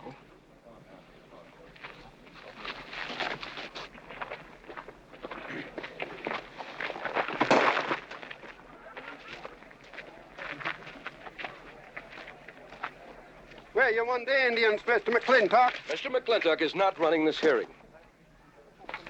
Sergeant, seat those Indians. Yes. Gentlemen, be seated. You know, the whole tribe here want to come into town. Proceed, Lieutenant. This hearing is now in session. Governor Cuthbert Humphreys presiding. Good luck, Daddy. Afraid it's a packed court. Government Edict number 826 has ordered that the Comanche Nation be transferred from their present reservation to Fort Sill. It is the government's claim, as filed by Indian Agent Agard, that these chiefs, after being released from prison by a kindly government, did then rouse and incite defiance among the tribe against said order. It seems, gentlemen, that although some of these chiefs speak English, Chief Puma is quite at home in our language, they have chosen Mr. McLintock to be their spokesman. I speak for the Comanche. Or rather, I offer this translation. Proceed, Mr. McLintock.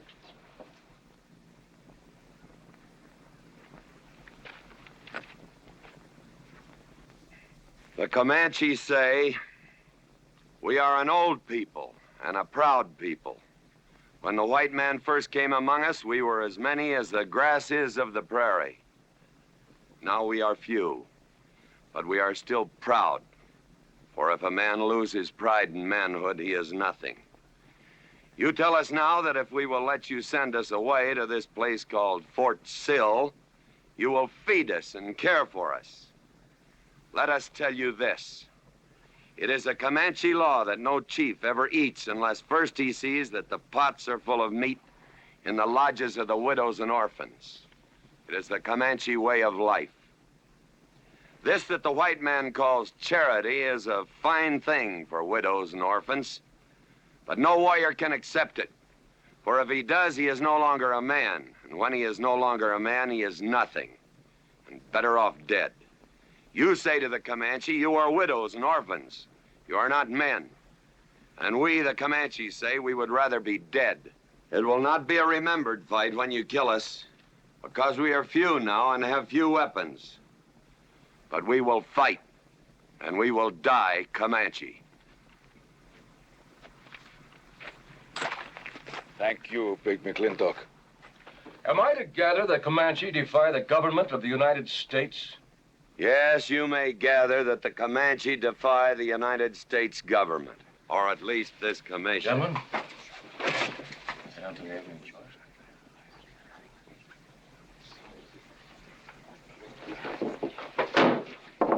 It is the order of this court that these chiefs be incarcerated until such time as the detachment of United States cavalry be made available to escort them and the Comanche Nation to Fort Sill. This court is adjourned. Oh, McLintock! You are important chief amongst these white people. Sway them. Have them give us few guns to make the fight worthwhile. Let us have one last remembered fight for end of Comanche. I almost wish I could arrange that, Puma. Ahalani cha. Ahalani cha. Sergeant! Yes. Good God. Carry on. Gentlemen.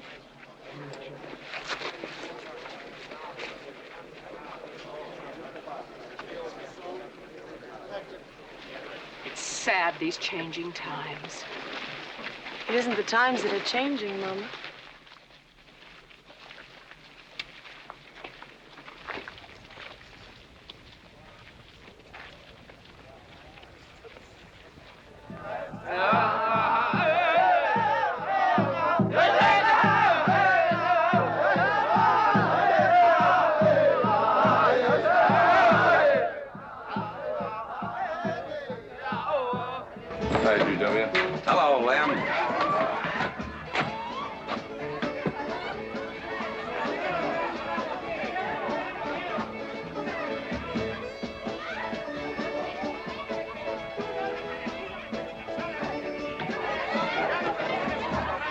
Bunny?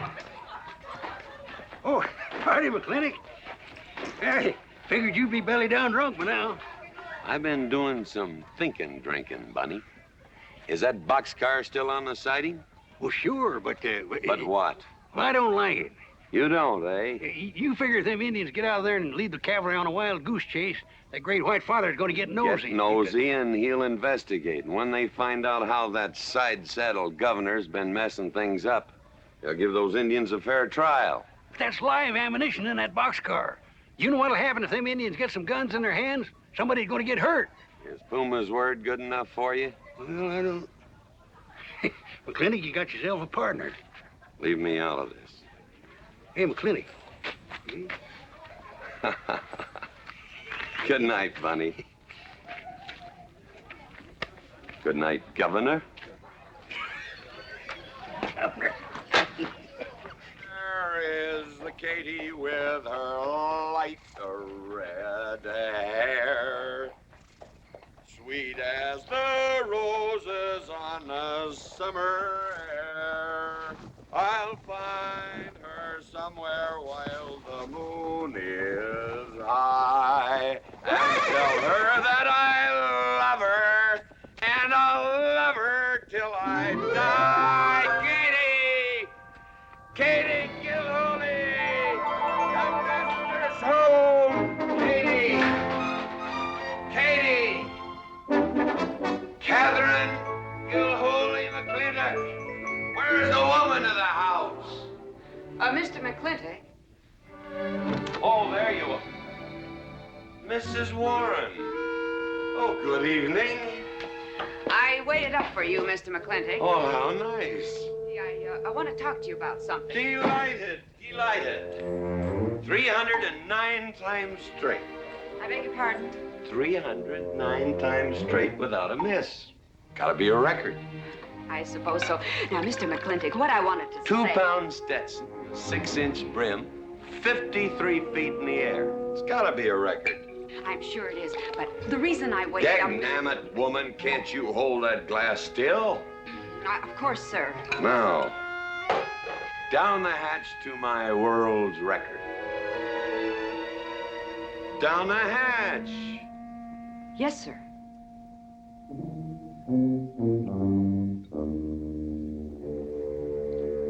And now, to the governor of our territory. The governor of the territory, sir? Now, don't you stick up for him, Mrs. Warren. You're a fine woman, Mrs. Warren. But you'll certainly go down in my estimation if you stick up for Cuthbert H. Humphrey, governor of this territory. I don't mean to Down change... the hatch. Oh, yes, sir. Down the hatch. Cuthbert H. Humphrey, governor of our territory, is a cull. You know what a cull is, man?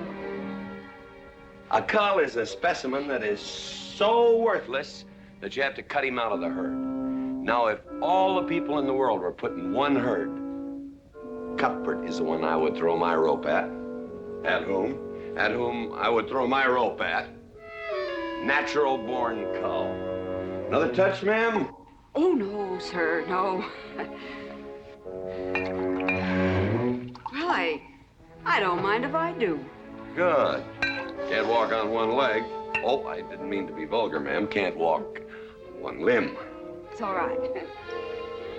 Sounds silly. Only a bird can walk on a limb. You know my wife? Her name's Kate. She insists on being called Catherine. Do you know her? Of course, Mr. McLintock, and that's what I wanted to talk Well, to you. she thinks that Cuthbert H. Humphrey is panting for her like a bull buffalo at the first green up of spring. But what Cuthbert is panting for is my money. Don't make me feel like I'm drinking alone, ma'am. Very well, Mr. McLintock, if you insist. Down the hatch. Good.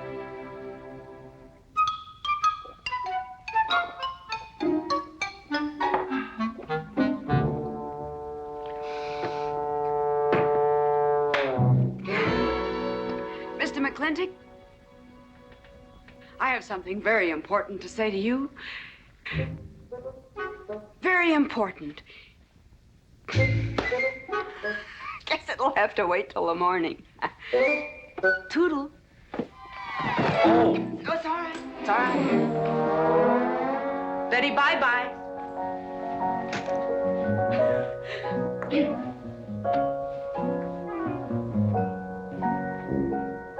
Whoops. Oh. Mrs. Warren. Let me assist you. Very kind.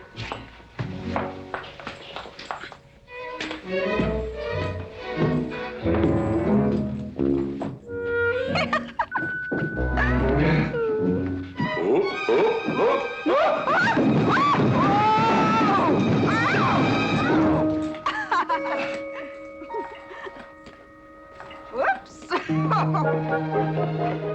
What's going on here? Now, Catherine, are you going to believe what you see or what I tell you?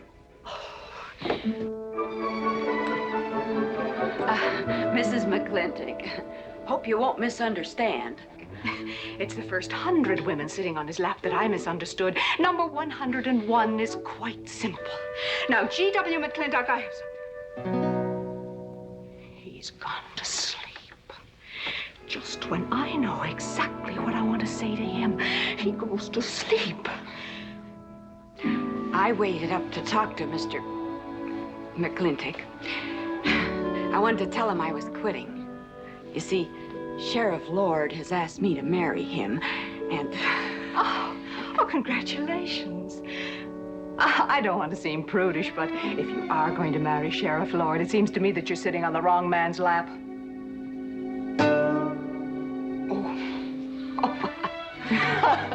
Come on, I'll help you upstairs and we'll have a long talk about men in general. Ladies, one moment.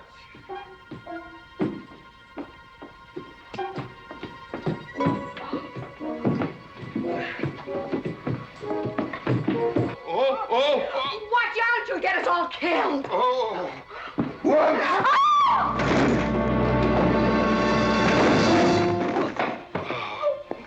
Wait a minute, ladies, till I catch my breath, and I'll get you up those stairs as sure as my name is George Washington McLintock.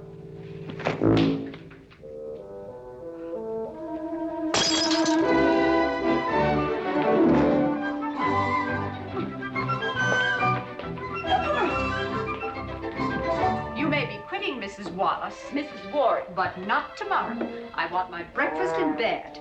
I want to... I know, toast, lightly brown. Somebody sure put a knob on my skull. Here's Katie. I was speaking. Katie, why? There Mrs. Warren was there. Oh. And there you was there. Oh. And there that whiskey bottle was there. Oh. And Katie's temper being what Katie's temper is, well, there you are. Drago, old friend. Huh? My wife does not understand me. Why, she is different than any other man. Come on, I gotta get you upstairs. Get you ready for that big celebration tomorrow. What is it?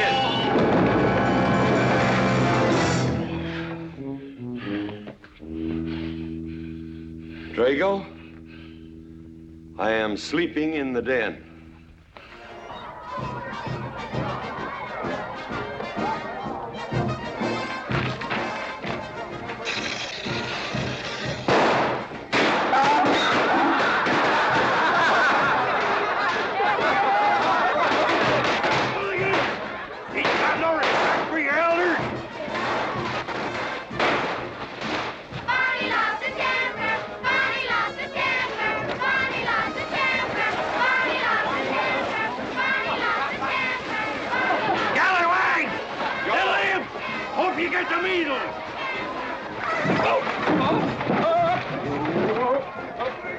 Come on, get him aboard. Is everybody ready? Man in number 5 needs a flank cinch. Get him one. Let us know when you're ready. Ladies and gentlemen, it is my honor to present to you the governor of our territory, Cuthbert H. Humphreys. Thank you, Mayor. My friends and citizens of this great territory, this is the 9th consecutive year It has been my privilege and my pleasure to inaugurate the McLintock 4th of July celebration. Now, the first event will be the wild horse race. But before I fire this shot to start the event, I would like to say a few modest words regarding my stewardship of this great territory.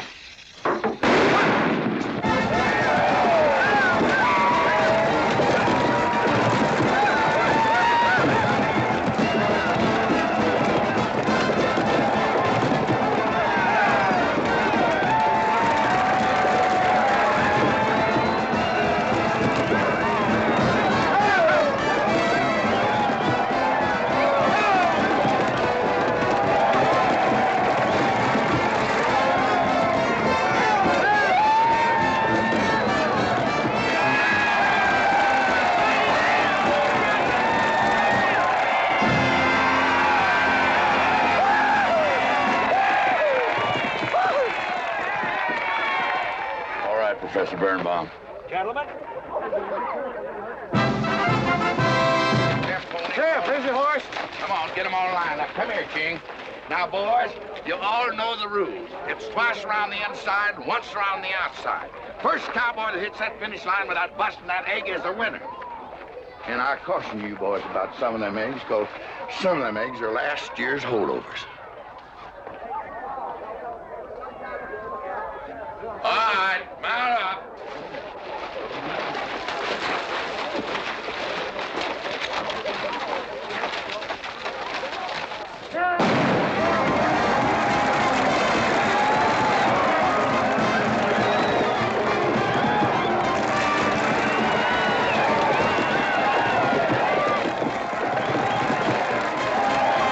Catherine, my dear, you seem to be enjoying yourself. Oh, yes. This is wonderful. It's the only thing I really do enjoy about this barbaric country, the 4th of July celebration. Well, Catherine, I've been here for 3 days. I haven't heard from you. Is anything wrong? Wrong? Well, I just hope that it hasn't been necessary for you to say anything to GW. What are you talking about? But, Catherine, you see, I'm in a rather delicate position, being governor of the territory and all. I just hope you haven't found it necessary to say anything about... About what? About you and me.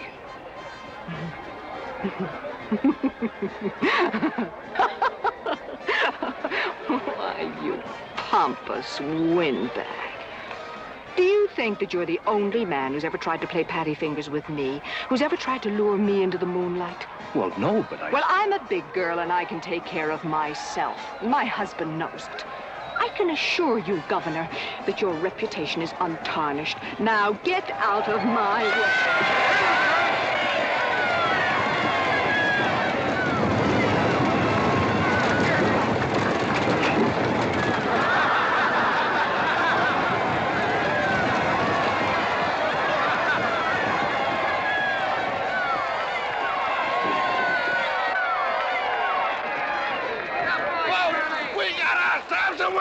Curly Fletcher!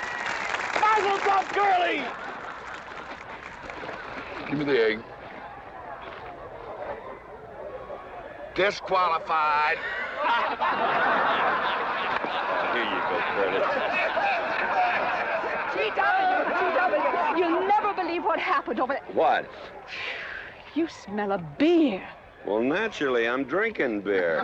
Ladies and gentlemen, the next event will be a contest between the two bronco-busting champions of our territory. Remember the year I rode in that event?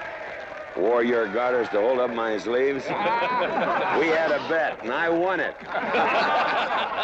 George Washington McLintock, you are a very crude man. Well, I guess so, but that was a rough horse, like to jarred my insides loose. But it was worth it.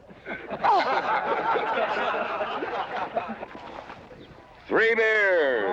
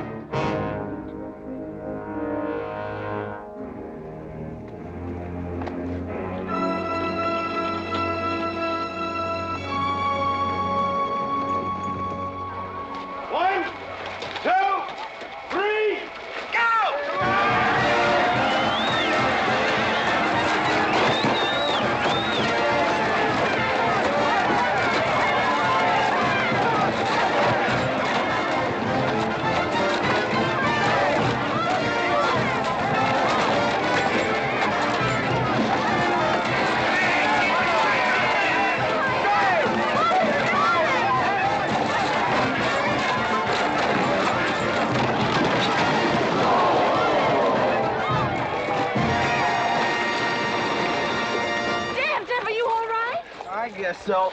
Nothing busted but my pride. Well, that ought to even things up, farmer. For what? Well, that sore nose you gave me the other day. Well, that ain't what's sore on him.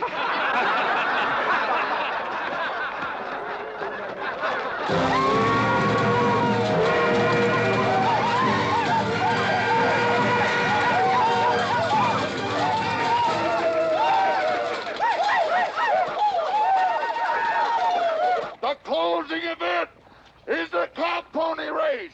The finish line is at the barbecue. So start meandering.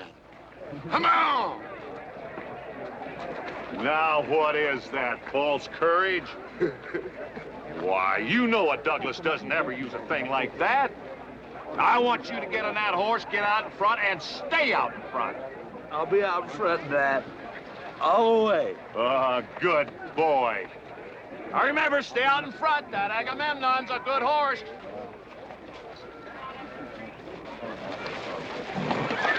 Oh, Agamemnon.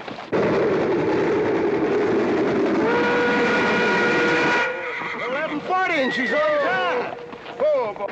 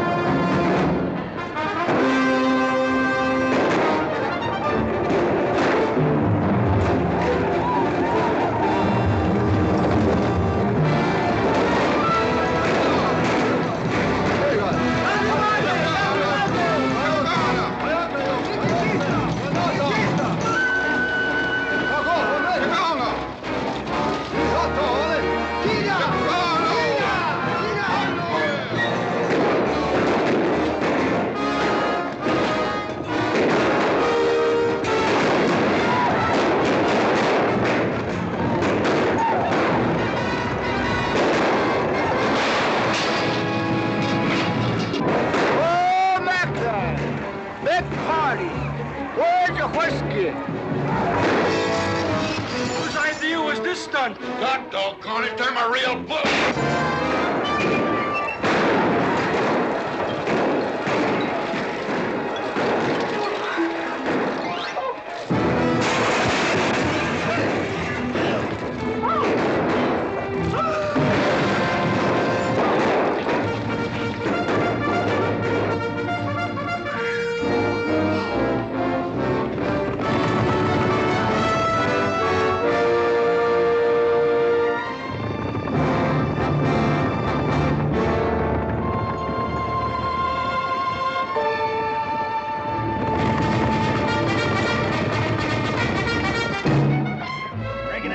Excitement you'd want for one 4th of July, eh? Puma finally got his way, but I reckon he's riding out his last war party. We won't get very far. But one thing still has me puzzled. Where did they get the guns? I was wondering the same thing. My kidney's been bothering me. Bunny? GW!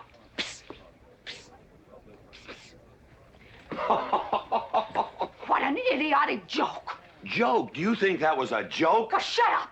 Do you want everybody in town to see me? You look good in feathers. Oh. Dev, I think they've gone.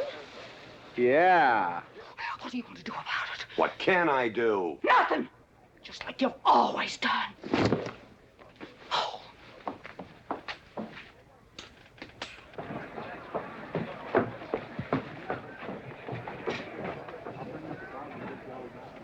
How long, GW? How long what? Cat. She's been riding herd on you for 2 years now. I'm a peaceable man. But my father used to say, you raise your voice, it doesn't do any good. It's time to raise your hand. Well, I've been planning to do something about it. I'll have another talk with her. Talk to her? Talk to her? Talking won't do any good. Becky, have you seen your... What's been happening around here? You've got hay all over you.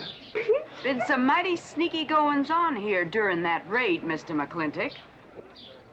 Who was it said only a trollop would kiss a man before they were formally engaged? Oh, but we are engaged, sir. You are? That is, with your permission. Well, you've got it. Oh, Mrs. Warren? I think it's wonderful. I guess this is the only engagement that ever started off of a spanking. Mm-hmm. I reckon Birnbaum is right. All right. Lord bless us, this is gonna be a great day. Doggone it, folks. Let's don't let a little old Indian raid break up a good barbecue and a rodeo. Yeah, meat sound. Let's go. You contestants get ready for the cow pony race.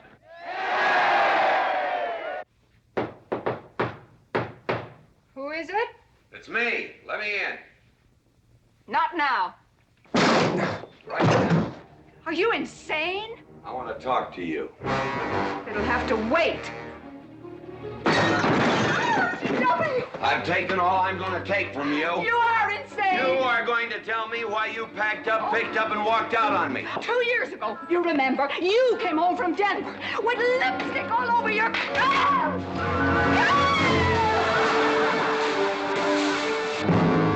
Lipstick on my collar. I've got the shirts to prove it. Who cares? Why, you big...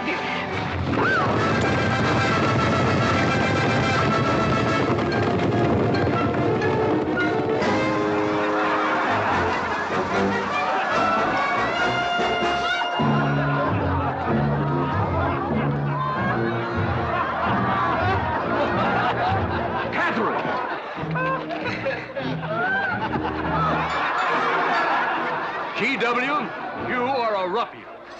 Cuthbert, you are right.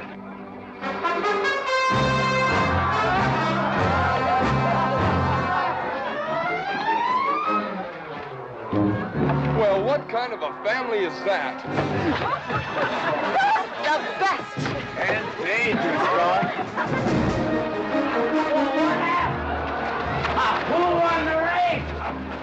Who cares, England? History's being made.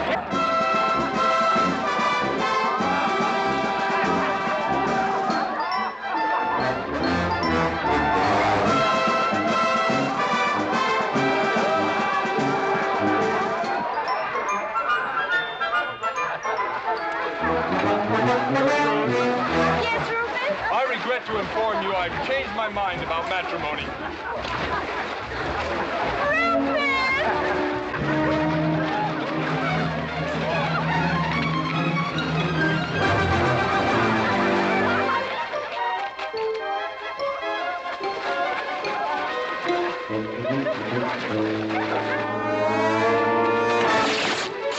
Hey, Mrs. McLintock!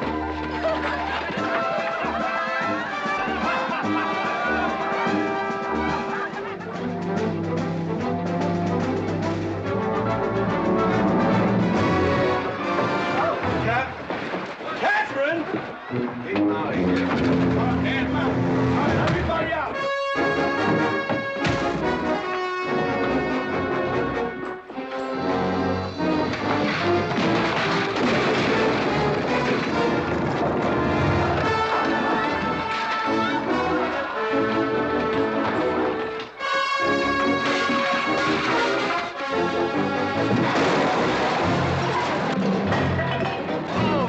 Looks like GW is buying out the whole score. I'm afraid you're right.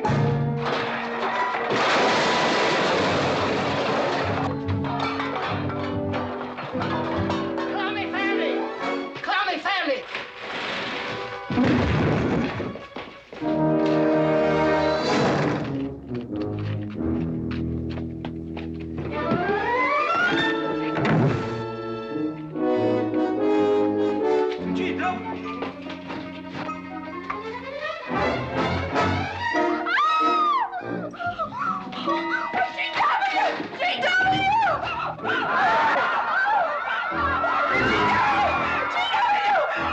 Oh,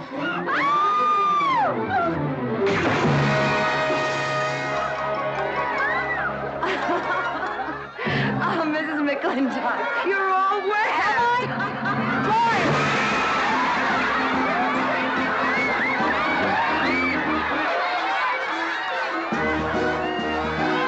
Wrong woman, G.W. Oh, pardon me.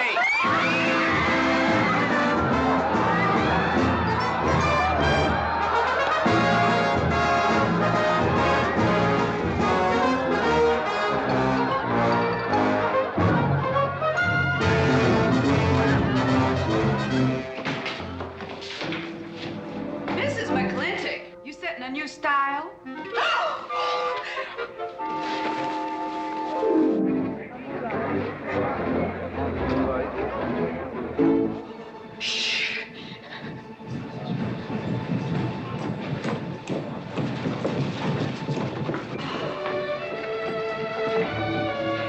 Mr. McLintock, in here!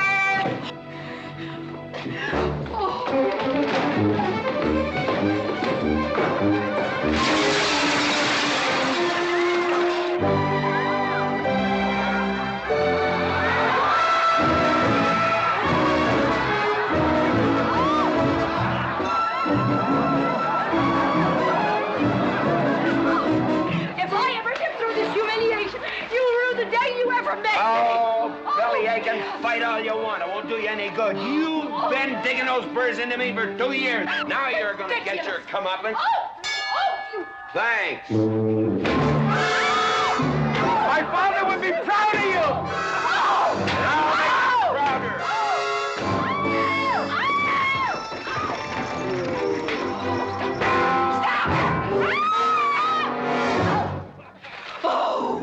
Keep it. You may need it. Now get your divorce. Home. Don't spare the horses. Home, you heard me. Don't think you're going to get rid of me that easy. Yeah.